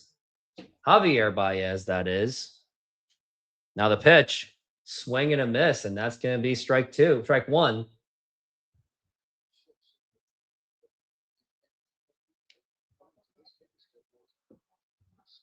Now we're at 1-1.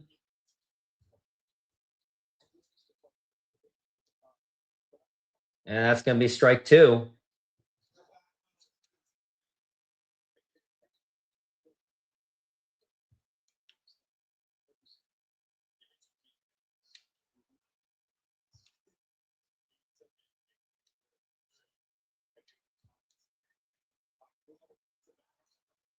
Now we're at 1-2. Now the pitch. Swing and a miss, strike 3, and that's going to be 2 away.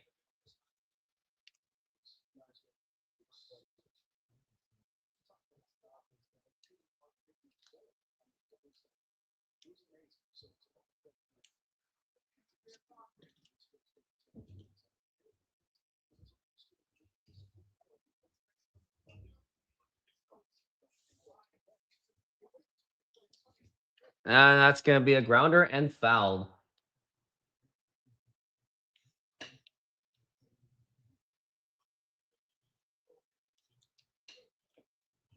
Now we're at 0-1.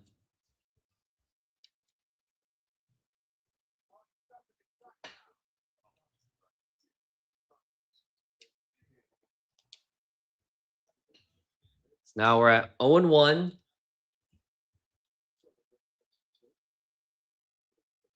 Now the pitch. And now here's going to be a liner to center field, and that is going to be a base hit.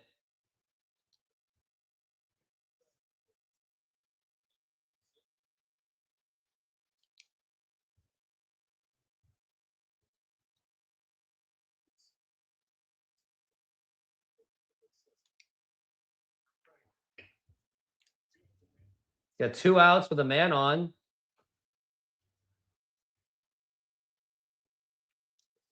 There's McGonigal. Now the pitch. And that's going to be, it's going to be a strike.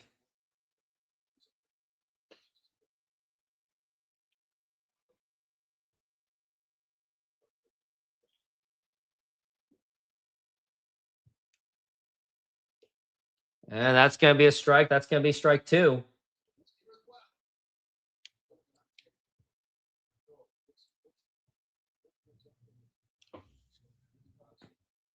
Now we're at 0-2.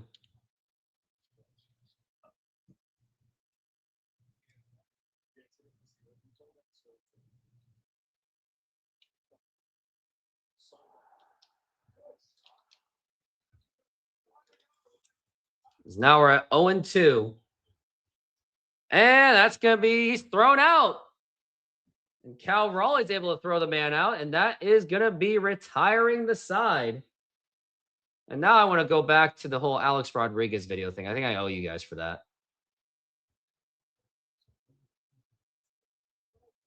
Right. At some point, you just like overwhelmed. Yeah. And, you know, you got to remember the average career in Major League Baseball is 5.5 years.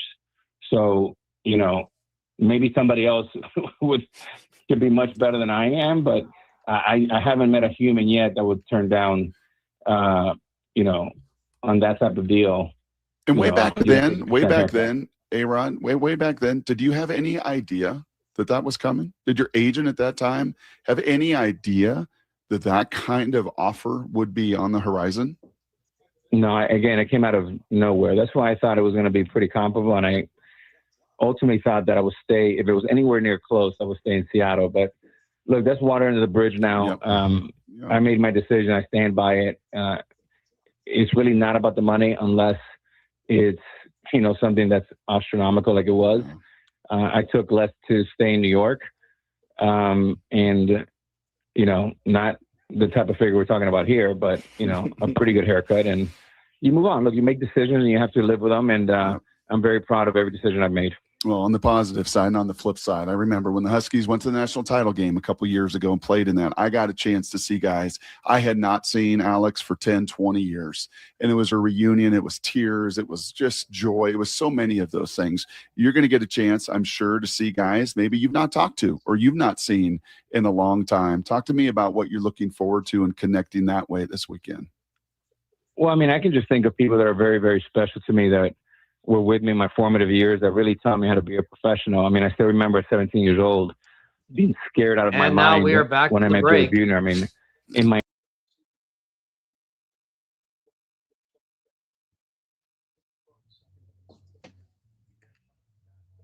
and that's going to be in there for a strike.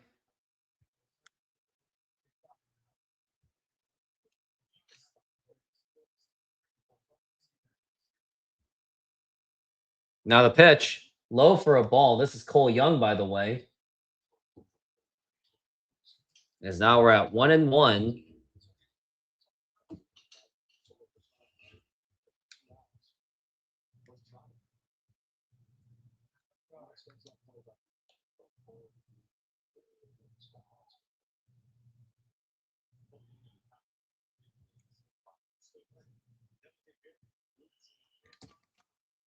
As now we're at 2-1. And that's going to be popped up. And once again, these non-competitive at-bats. Just absolutely pathetic what is going on. And now that's going to be, it's going to be one out.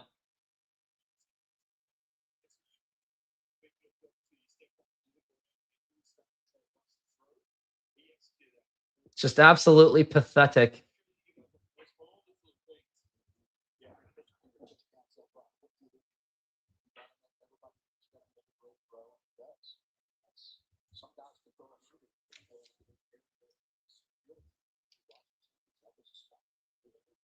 Now here's Randy Arozarena.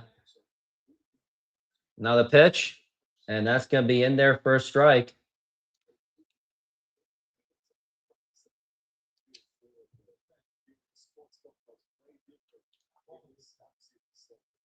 Now the pitch, and that's going to be fouled back.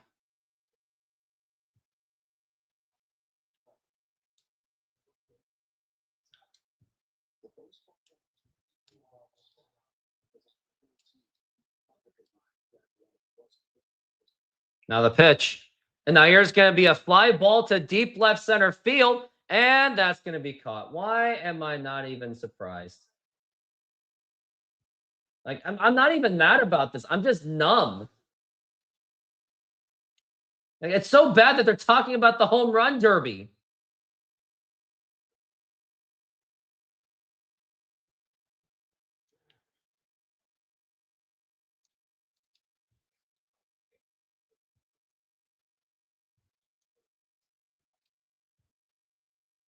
Now the pitch, swing and a miss at the dirt.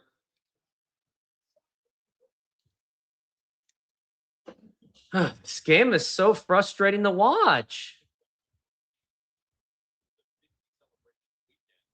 Now we're at 0-1 the pitch, and that's going to be popped up to left field, and he's going to make the catch. And that's going to be 3 outs, 1, 2, 3. And he became like my big brother. I mean, I was terrified of him, and he was so good to me in so many ways. I remember I was having some trouble throwing the ball when I was 17 years old with accuracy to first base, and he came out early every day for 2 months at 2 in the afternoon and met me there. Him and I alone in the Kingdom, and we would both get about, say, 40 feet away in one knee, and he taught me how to grip the ball, four-seamer, going from 12 to 6, and basically just doing kind of like a flip, like almost like throwing darts. And he wanted me to rotate the ball from 12 to 6 over and over again. And we did that for 2 months. And from that day on, from those 2 months on, I never had a problem throwing again. And if I ever got in a little bit of a throwing kind of funk, I would go back and do exactly what Jay Buhner taught me. So many stories that I have, vignettes that really formulate my entire career. You still a little scared of Jay? I mean, I think as long as he's alive. I mean, at least a little, right? We're all scared of Jay a little. Yeah, absolutely. But Jay was probably one of the, top 4 or 5 best teammates I ever had. I wish I would have played longer with him. I think one of my big regrets, which I talked to Lou Piniella about, is, and we both kind of lament that I wish that I would have been under his tutelage for another 3 or 4 years, because I do feel that would have made a huge impact in my just formative years of just developing. I mean, I got there as a teenager, much like Griffey, and I left as a 24-year-old, and I felt like I still had some more maturing to do, obviously. Who else are you looking forward to seeing? I mean, Mike Cameron's my guy. Alvin Davis is an incredible Mariner. Dan Wilson, I can't tell you how much I love that guy. Felix, Randy, obviously Ken Griffey, Raul Ibanez. It sounds like you're really giving it away. I mean, you think Ken,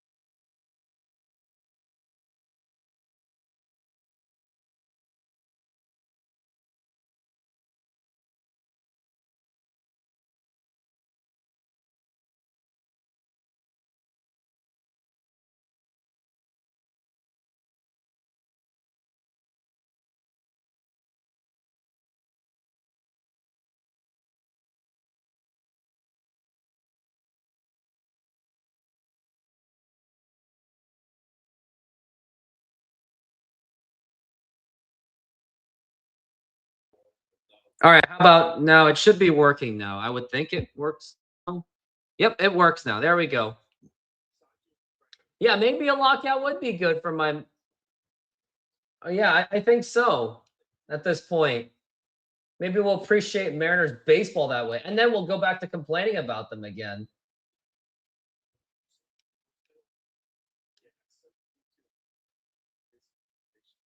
Now the pitch. That's going to be a ball.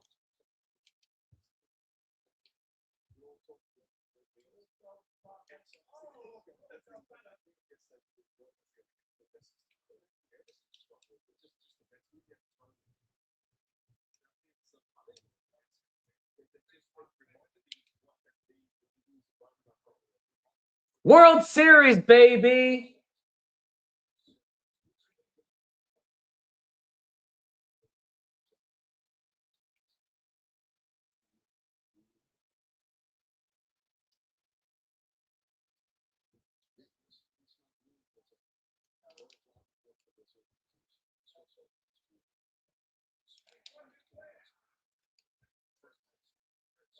I guess we do deserve time off. And that's going to be a strike 2-2. And I just realized someone's on base.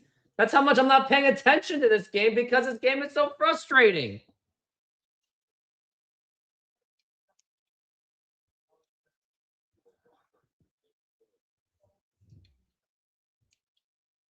And swing and a miss, strike 3.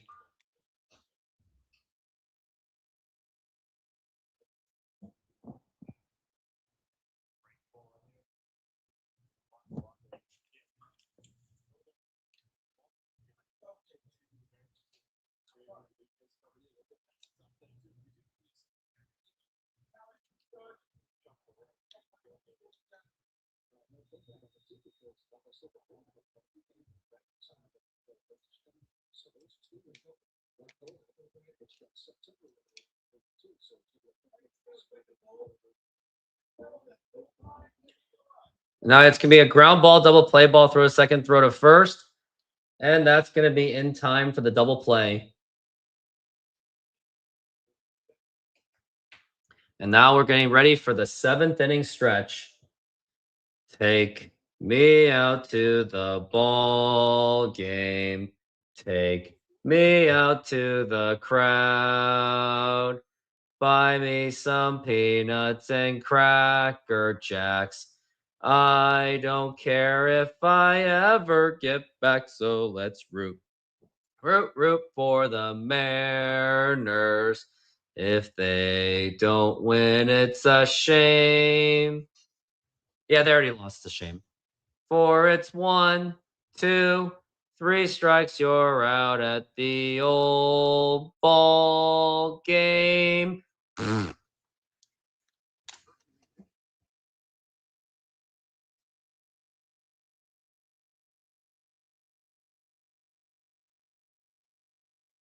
Hello, hello, hey. Oh no, said we gotta go. Yeah. Hello, hello, hey. Oh, baby, said we gotta go. A fine little girl, she waiting for me. Nope. Catch a ship across the sea. Sail that ship all alone. We never we make it home. Hello, away. No. We gotta go. Oh no. Away. We gotta go.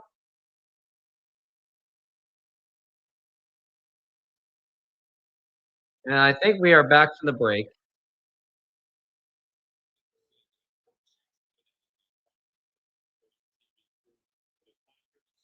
Yeah, we definitely need some runs. Now it's 4-0, and fans are just so happy.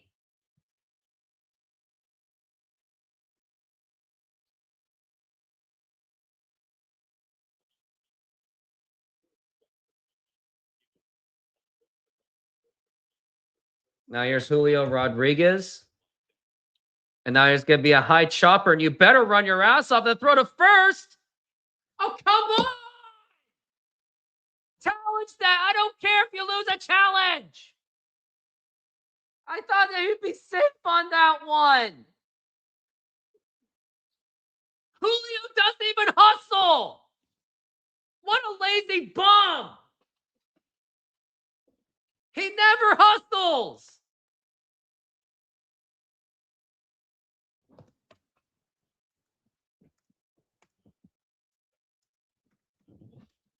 He never hustles. Now the pitch. And that's going to be foul ball. Why do I even care about this? Like, why do I sell myself to do this kind of shit? I would have too turned off after this home run.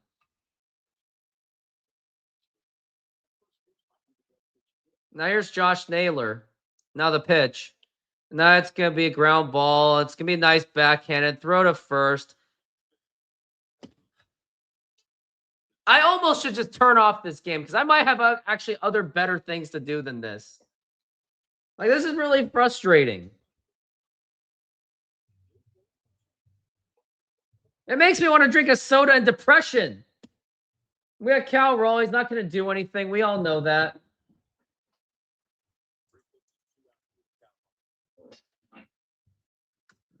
Now the pitch. It's going to be a ball. Rightfully so.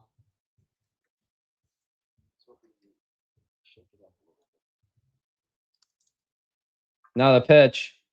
That's going to be a foul ball.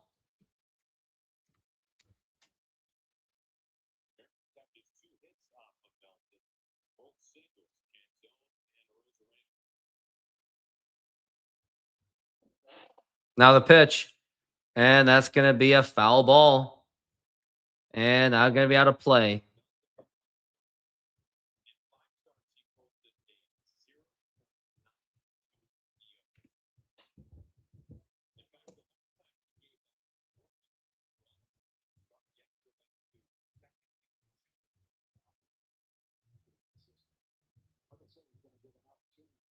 Now we're at 1-2.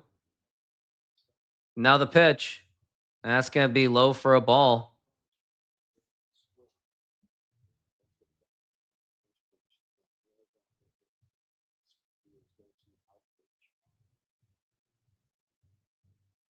Now the pitch. Low for a ball. It's going to be 3-2.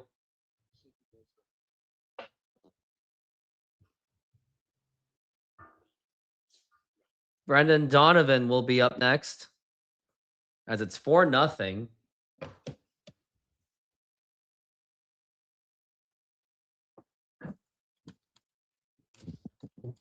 And now here's going to be a line drive, and that's going to be a base hit.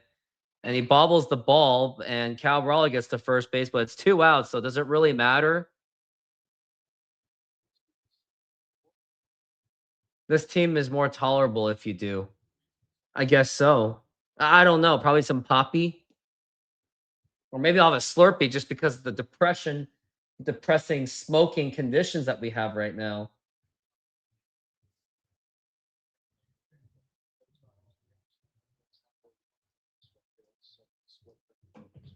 Now here's Brendan Donovan up to the plate.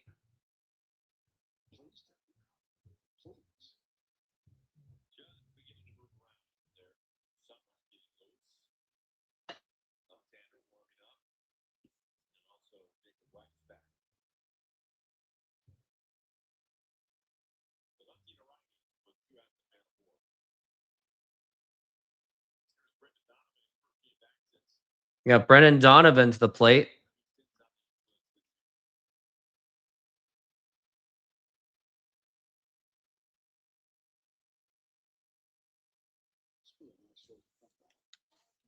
Now the pitch.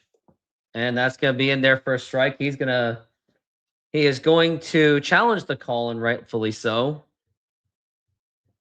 And it's got to be a ball. If it's not, I'll be really shocked. Yep, it's a ball, right?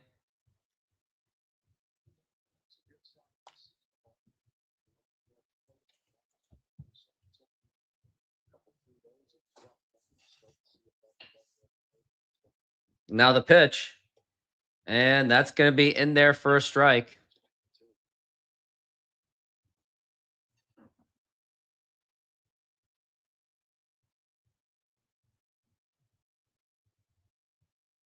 And now the pitch. Way outside for a ball.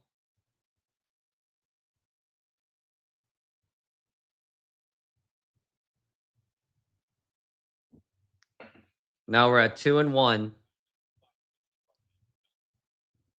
And now the pitch. And that's going to be popped up. And McGonigal, it's going to be out of play. It's going to be 2-2.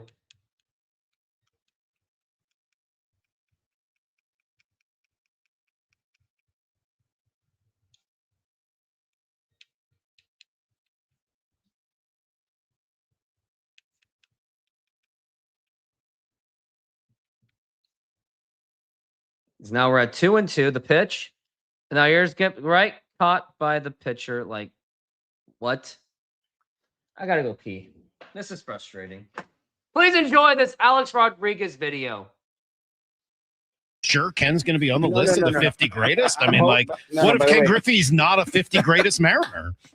Well, that's he might be he'll be top 100 for sure. Okay, when 100 years, 50 more years, we'll make sure Griffey's able to attend the 100 greatest. So what does 51-year-old Alex Rodriguez say to 21-year-old Colt Emerson, or 22-year-old Cole Young, or some of the really young guys that are going to play huge roles over the next 49 games for the Mariners and already have? What kind of counsel do you share with them? Well, I can tell you that the one thing about Colts, I know, what is he, 20? 21? Just turned 21. Yeah. It reminds me a lot. I wish I can talk to him because I remember when I got demoted 5 times in 1995. The last time I wanted to, as I was driving on 5, is that going north in Tacoma? Is that, no, it's going south, right? South, yeah. South. Yeah. Well, I should know because I made that drive 5 times in 1 year. The last time I called my mom, and I still had my scholarship at the University of Miami to play quarterback. And I said, Mom, this is what, the second plan is always about, and I said, I think I'm coming home and I want to go play, football at the University of Miami. And, of course she's in Miami and it was after a game. And it's like 2:00 in the morning. And she says, first of all, you woke me up and I'm not happy. And number 2, at that time I used to live with my mom and I was still in the big leagues. And she says, I'm changing the locks. You're not allowed to come home, get your ass in gear and get to work and toughen up. And sure enough, I did that. And the next year I came back and almost won the MVP, won the batting title. And, off we went. We know you appreciate precision. That's why USAA gets the detail. And now we are back from the break.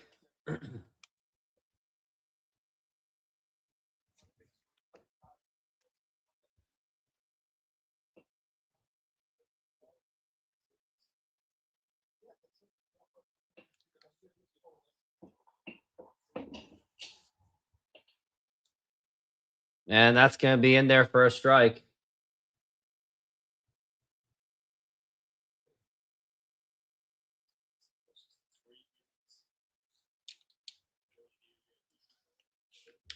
And the pitch. And that's going to be a ball.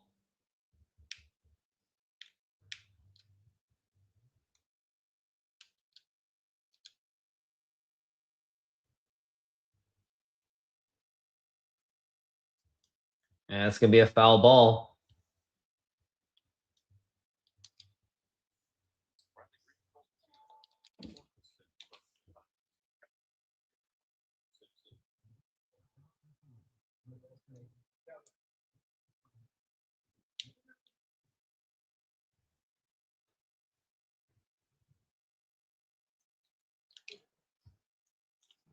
Now we're at 2-2.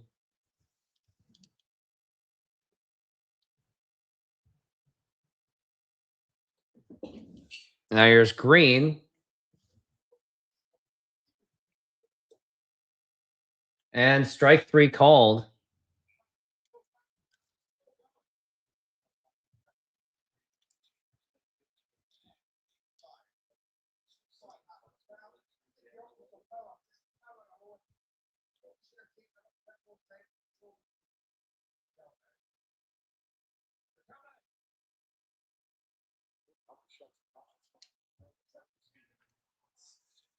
And now the pitch. And that's going to be in there for a strike.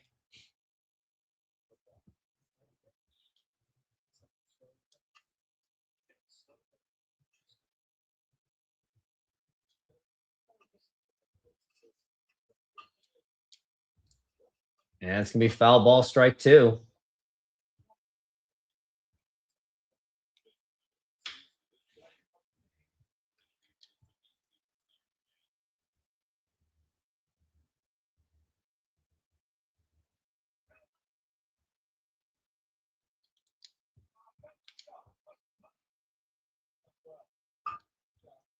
And the pitch. And that's going to be a ball.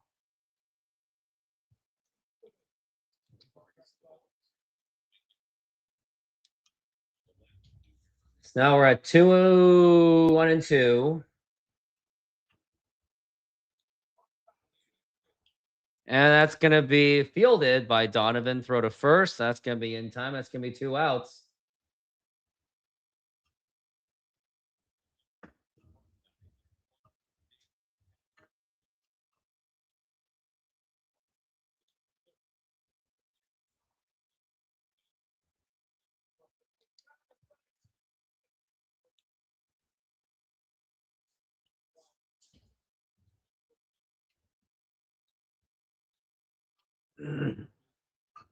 Now you're Spencer Torkelson. It's going to be a ground ball. That's going to be a base hit. Going to first base is Spencer Torkelson on 2 outs.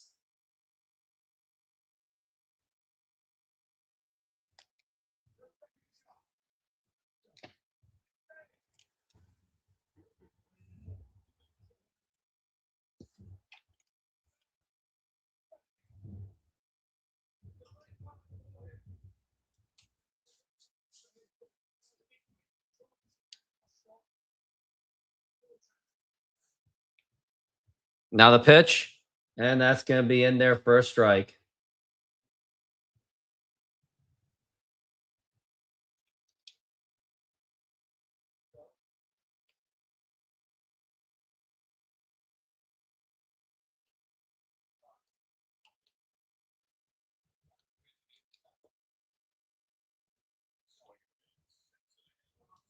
It's going to be 0-2.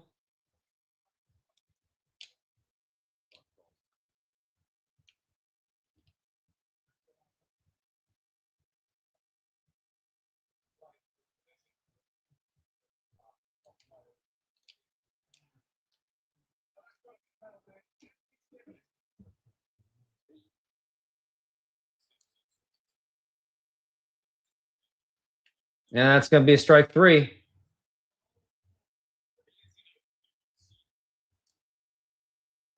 It's going to be the bottom of the 8th inning, and it is pretty much a foregone conclusion for the Mariners that it's pretty much over at this point.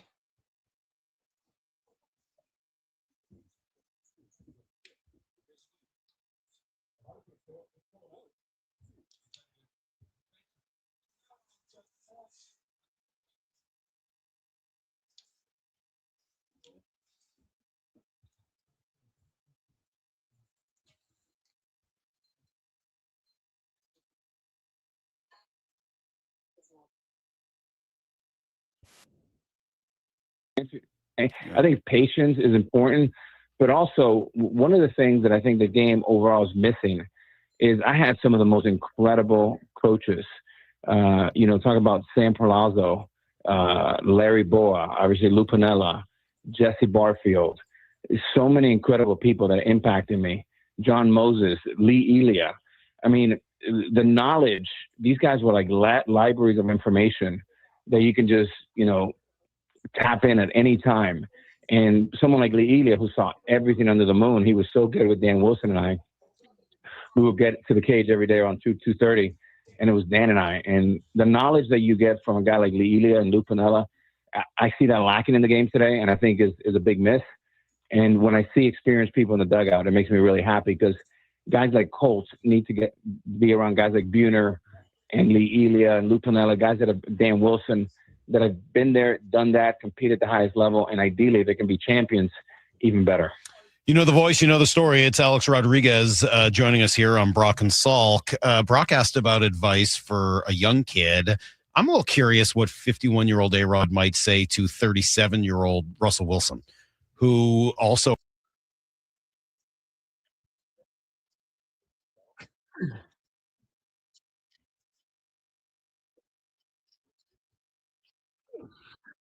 All right, we are back from the break. Oh, what I missed. A lot of comments.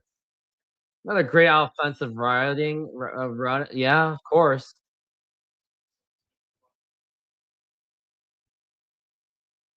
Now the pitch.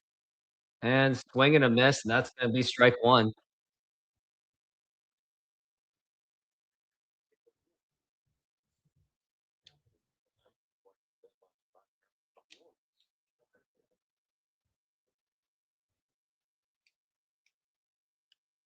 And now here's going to be a fly ball popped up to center field.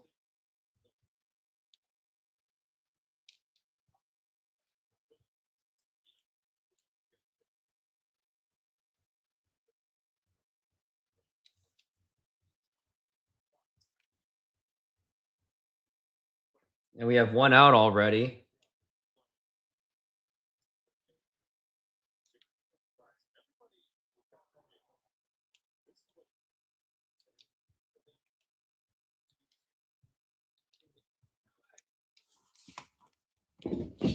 And that's going to be foul ball.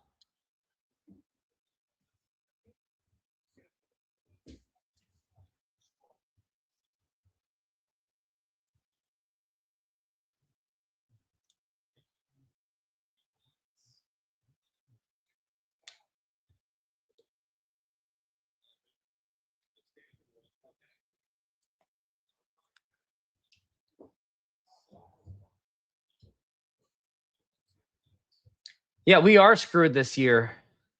I know we have to be at least 500 by the end of August. I agree. And that's not going to happen. Anyone who thinks that's going to happen, I mean, Brittany Griner might actually beat DeMarcus Cousins in a game of one-on-one basketball. That's actually probably more likely than the Mariners getting 500 record.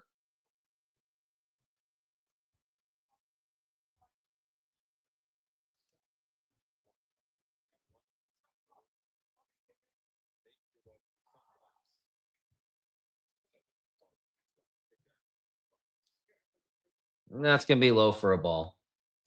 So we're at 1-0.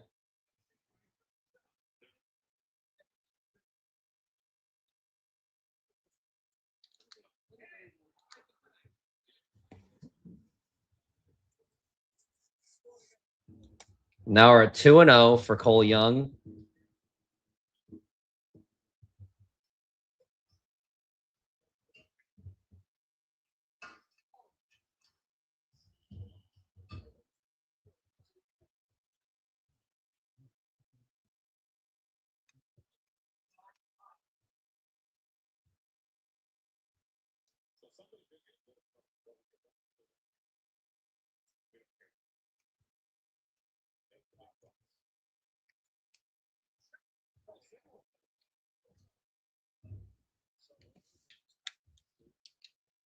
Now we're at 3-0.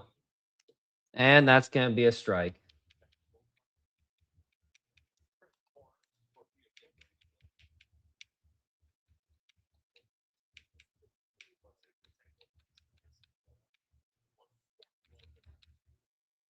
And that's going to be ball 4, take your base. And that's a 2-out walk. And the fact that the Tigers are not challenging that shows how much they disrespect the Mariners and how much they feel that they're not going to make a comeback.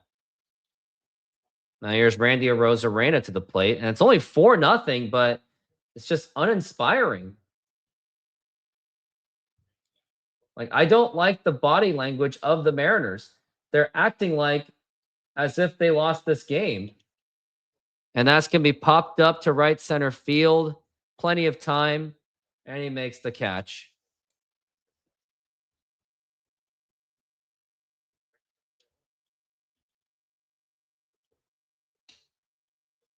Like, I'm absolutely so hopeless that I'm barely even paying attention to this game anymore at this point.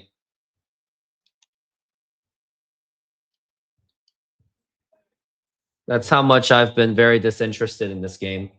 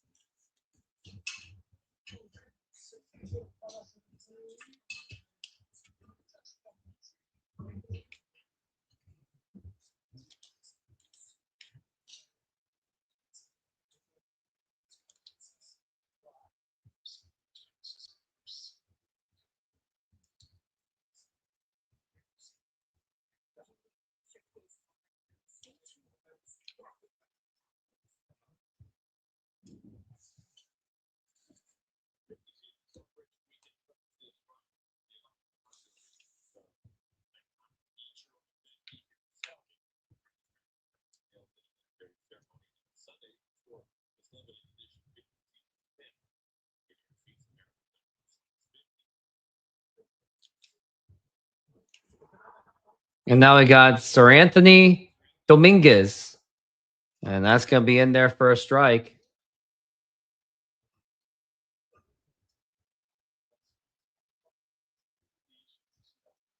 I've just completely just lost hope. It's the top of the 9th inning, and it's pretty much as if the Mariners already lost this game.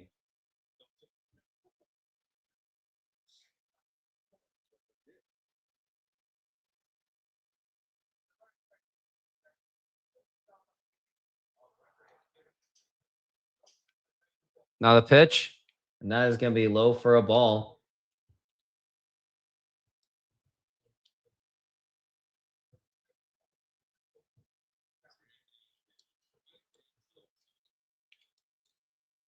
Now the pitch, low for a ball. It's not going to be an interesting offseason. It's going to be a lockout. Mariners are going to do nothing. Rosarena's gone. Now we're at 3-1. Now the pitch. It's going to be a foul ball, strike 2.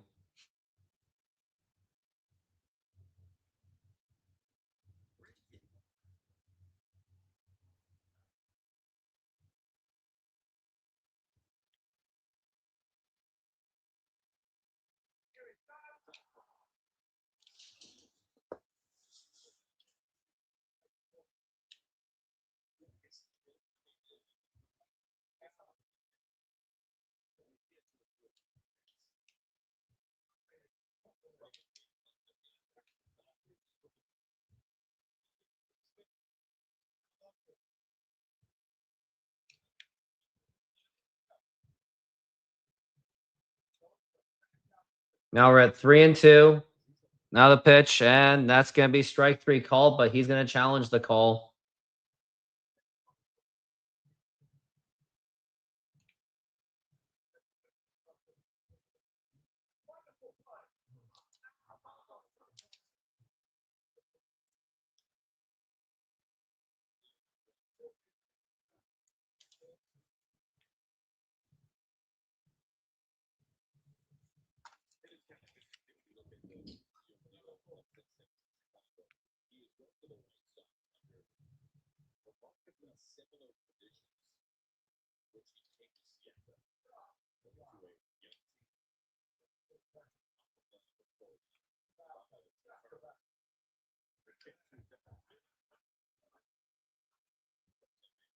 Oh, great.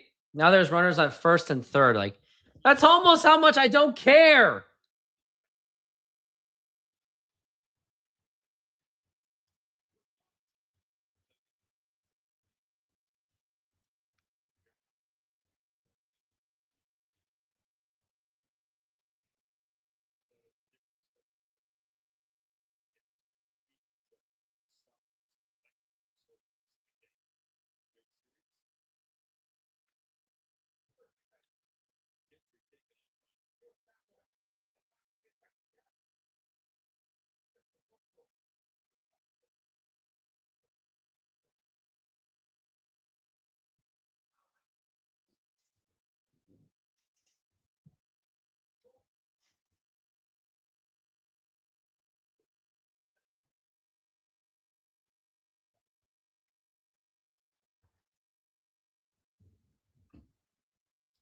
Now we're at 1-1 for McGonigal. Believe it or not, there's also just absolutely no outs.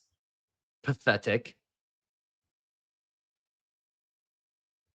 And throw back to first and not in time.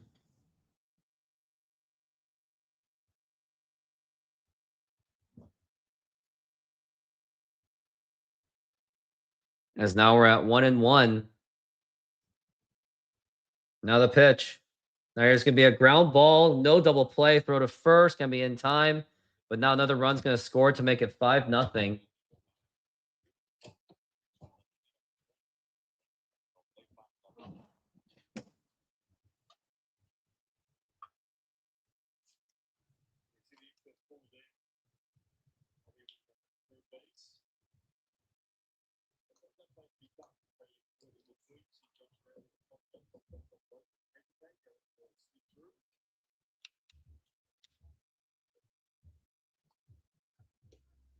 And it's going to be a swing and a miss. That's going to be a strike.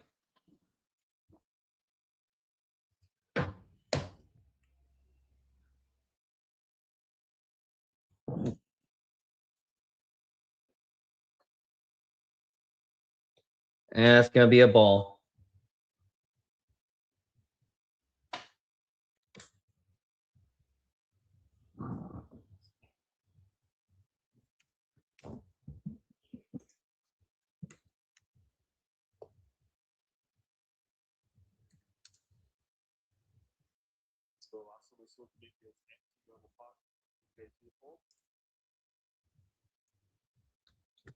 Championship series against the Mariners. It's a swing and miss there. Fastball middle away. 2-2 on Torres.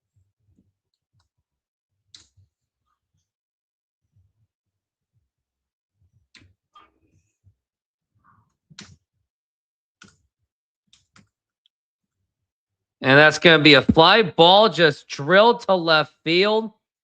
Forget about that one. It's now 7-0. Then this game is pretty much over. Like, it's more than over. Like, you don't even feel frustrated. You're just numb at this point.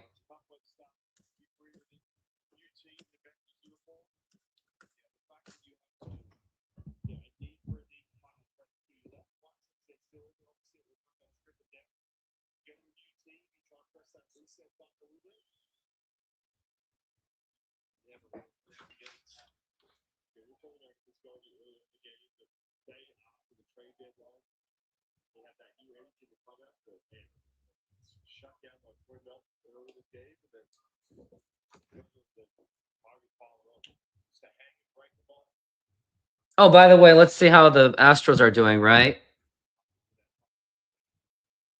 And the pitch. Now it's going to be a fly ball to right center field, and that is going to be gone again. Another home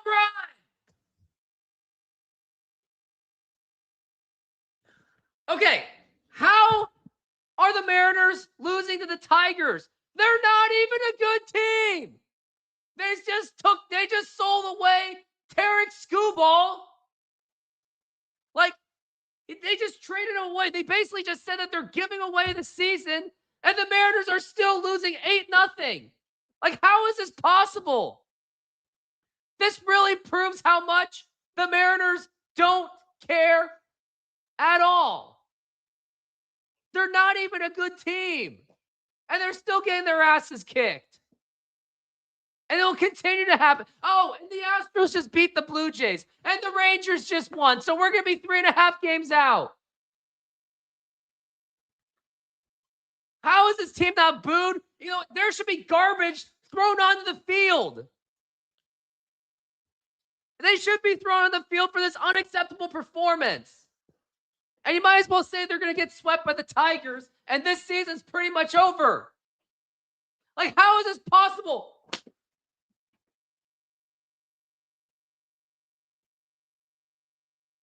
Now here's Green up to the plate. Now the pitch. And that's going to be inside for a ball.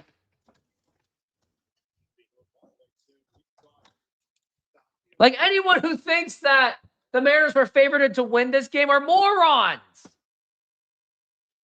And it's going to be a line drive base hit. Yeah, this Sir Anthony thing's not going to work out. It really is not. Yeah, he needs to get booed out of the stadium. And the fact that Locked On said that this was getting another Matt Brash, this is why you don't get credentials. This is why you were denied. Because of your bad takes. And people said that my takes are bad. Now the pitch. And that's going to be a ball.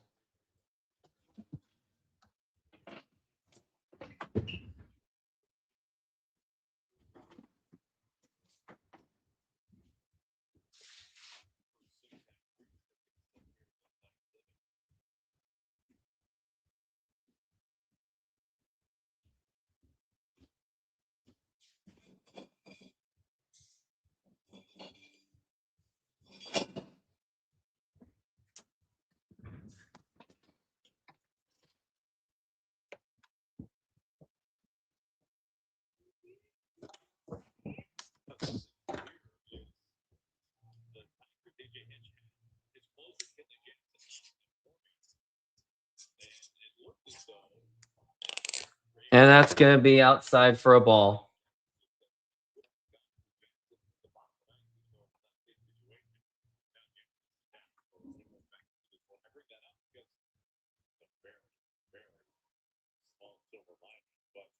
No, there is no silver lining on this team. And that's going to be a walk.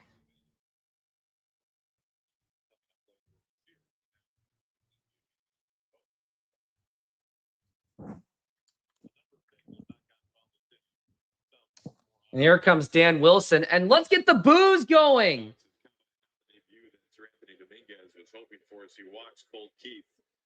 Yeah, he's getting booed all right. Oh, yeah. Sir Anthony Dominguez is getting booed. Yes, the Mariners booed him.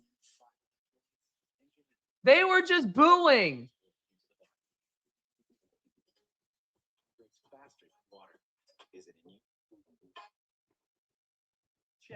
For what? You gotta go red. He got booed. He's clean, boss. All right, let's boo in the chat. Boo! It works without the aluminum.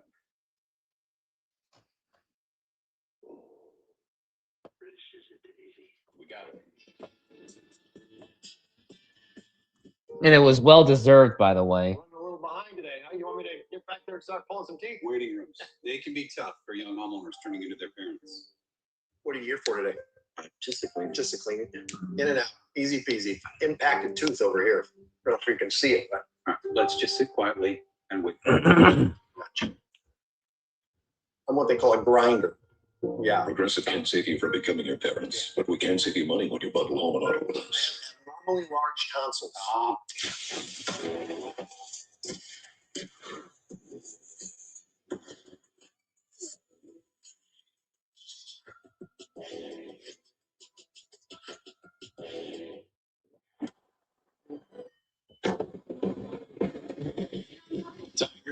And we are back from the break. We've had a pitching change. Dan Wilson and the Mariners right now 3 games outside of first. It's going to be 3.5. Today at home against the Blue Jays. The Rangers winning at home, blocking things off against the Giants. Now the pitch. That's going to be a foul ball. Placing Dominguez. Top debut for Sir Anthony Dominguez. I think Mariner fans should start throwing garbage onto the field. And now the pitch. And that's going to be a foul ball. They pulled off the deadline deal while facing one another. Dalton Varsho traded from the Blue Jays to the Astros and got to immediately play against his former team. So that's always kind of Now we're at 0-2 for Torkelson. go to the other club. Now the pitch. Way up high for a ball. Now we're at 1-2. Was it game one of that series? Yes, it was very similar to Ichiro to the Yankees. Well, the Yankees Now the pitch. and Ichiro was great. Swing and a miss. Strike 3. Wilcox gets the strikeout to Torkelson. 2 outs.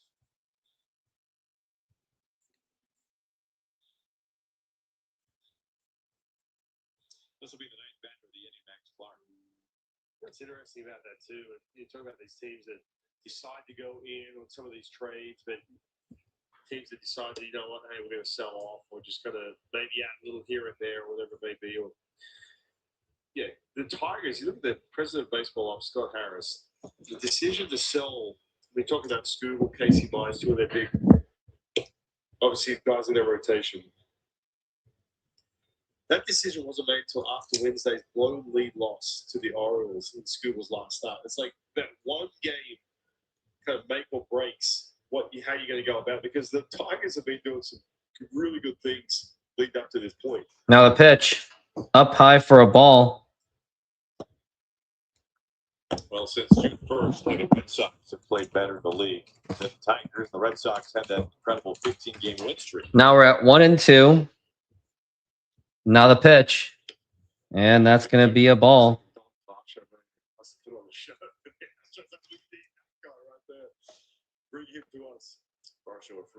at the end of the year. As now we're at 2-2. And the pitch. Swing and a miss. Strike 3, and that's going to retire the side. But it's the bottom of the 9th inning, and this game is pretty much more than hopeless. You might be dehydrated. Gatorade, with the clinically proven electrolyte blend, is engineered to improve hydration balance. Hydrate better than milk. Is it in you? All the flavors, all this gravel. You have the right idea, but the wrong tools. Not anymore. With the John Deere compact tractors, easy to swap implements, and the nation's largest dealer network, these projects are finished for good. Because the difference between dreaming and doing is simply having the right equipment. Nothing runs like a Deere. Learn more at an authorized John Deere dealer. Check him. For what? You think I'm a rat? This is slicing. Get him down there. It's clean, boss. Hey, Jeff, can you explain this clean ingredient stuff? It works without the aluminum. This is a daisy. We got it. The web of shredded pepperoni and toast. From Little Caesars.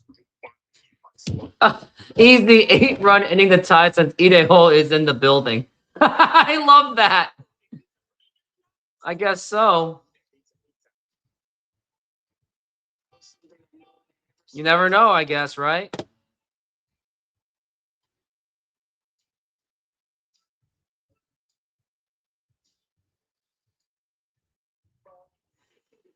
And we are back from the break. Which is looking highly likely for the Mariners. Unfortunately, they will fall behind the Orioles and Tigers. 8-0 Detroit here in Game 1 of the series. How about the Orioles, by the way, trading away their former #1 overall pick, the beacon of the rebuild, Adley Rutschman. Now the pitch. And that's going to be a strike. Dealing him within the division to the Red Sox. That was a shocking outcome. And low for a ball. Canzone leading things off. I think he's just going to be a monster from the right side, banging balls off of the green monster there in Boston. I think it's going to be such a great place for him to hit. Big, huge, expansive right field, and he's batting from the left side. So, wow. That's one of those ones when you look at Adley Rutschman getting traded. We're talking about. As now we're at 2-1. Now the pitch. And low for a ball. Challenge the call! Why aren't you challenging it? That was a ball!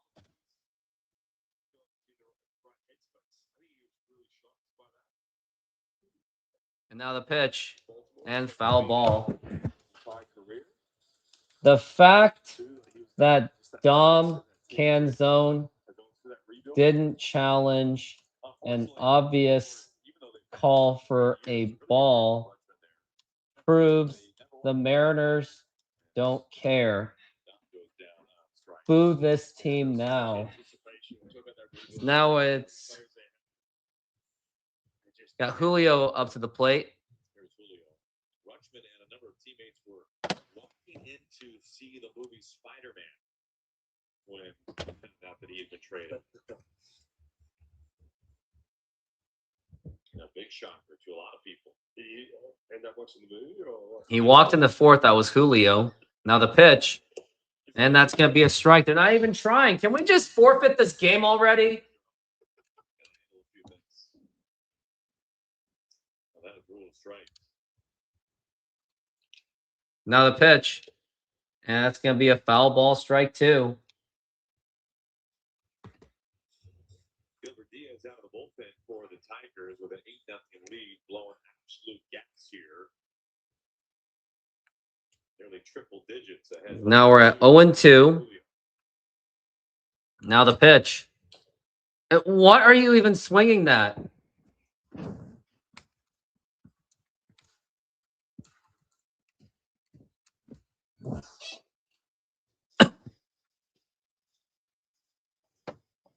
Oh, by the way, Mariners do really terrible when it's smoking weather. Forgot about to mention that.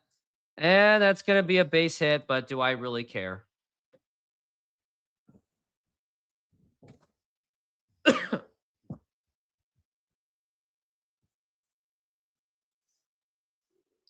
Josh Naylor to the plate. Get the top of the strike zone, kick the hands inside, run that ball to right center field.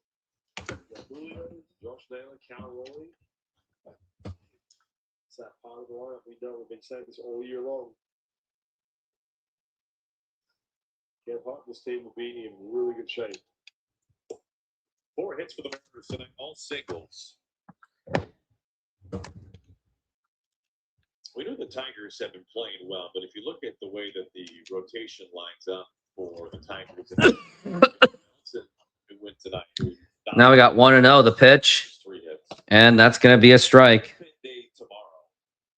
And then one of the great arch rivals in recent years for the Mariners, Framber Valdez, will be going for the Tigers in the series finale. Now the 1-1. Thursday. Up high for a ball. So you will have to get it done tomorrow against the bullpen day, which is certainly possible. Bullpen days feel like they kind of go one of 2 ways, either really great or really bad. And then Framber, the overall numbers this year are up to the level. And low for a ball. But we know how much of a problem he can be. I feel like AJ Hinch loves a bullpen day. Talked about it a couple years ago when they traded away some of their stuff. Now we're at 3-1. Now the pitch. And ball 4, take your base. Stretch of month of September, you're basically the same thing this year. Right. Fits it up to the back before Cat Raleigh bats. So single followed by a walk. I bring that up because you're in a position really where you have to take advantage of the home games if you're the Mariners. They struggled so mightily on the road. It's really since the beginning of June in particular. You haven't won a road series since then. Unfortunately, even though you have a nice long homestand, you're playing 3 really good teams. Yeah. Now you took a series against the Twins. Now here's Cal Raleigh to the plate. 1 game in a 3-game set against the Tigers. And then you get the best team in the league in the Rays coming out of that. So if you want to win this series, you got to go against win against the bullpen day and then against Framber in the finale.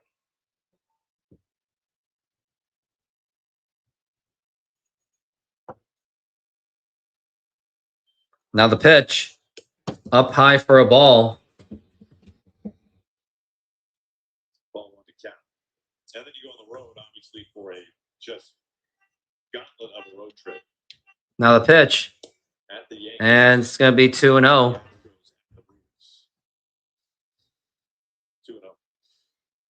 So you got to take advantage of this homestand. Yeah, you had some lofty expectations. We're talking about that. Now the pitch. And that's going to be in there for a strike. On the homestand. Well, it feels like you got to win. Yeah. You have to win each series. Yes, yeah, you do. Now the pitch.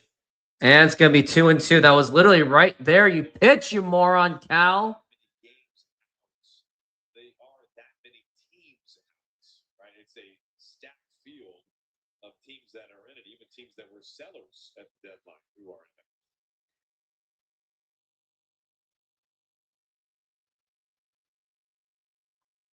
Now we're at 2-2. The pitch. And check swing. Did he go? He did not. It's going to be 3-2. Much rather be focusing on the division than on the wild card. They're currently in 3rd place in the West. And both teams in front of them won tonight. Now the pitch. And it's going to be strike 3 call. What are you doing, Cal? How could you not be swinging at that? No, that's no excuse.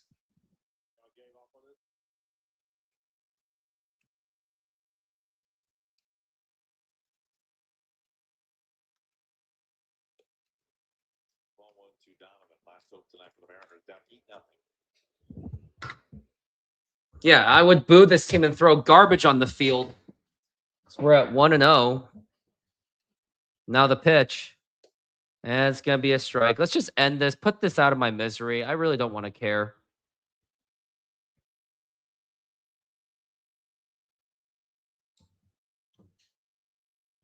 Now the pitch. And now here's going to be a fly ball and foul. And they are down to their final strike, and it's game time. It's been a very frustrating game for the Mariners, but this game has gone really fast. It's going to be about 2.5 hours.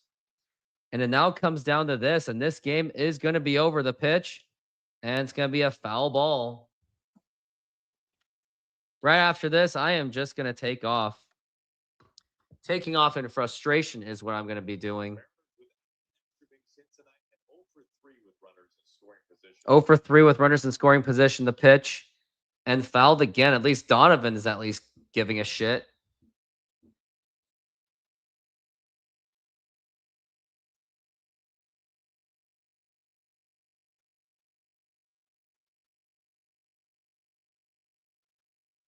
Now the pitch, and fouled again.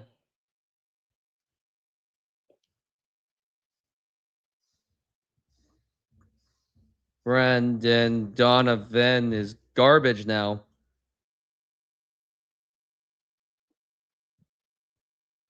Now the pitch, he reaches, and that's going to be a foul ball.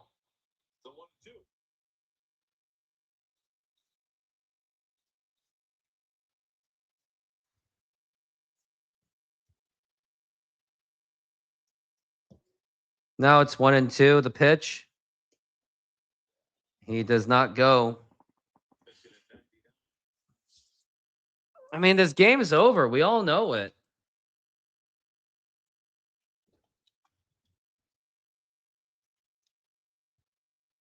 Now the pitch. And he's going to challenge the call because why not? They just want to go home. And it's probably going to be a strike. What? This is why the ABS needs to be... Oh, do I even care? This is just embarrassing. I am freaking pissed. I'm out of here. This is embarrassing. I got nothing else to say.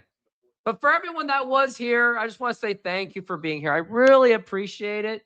But for the Mariners, that's for you.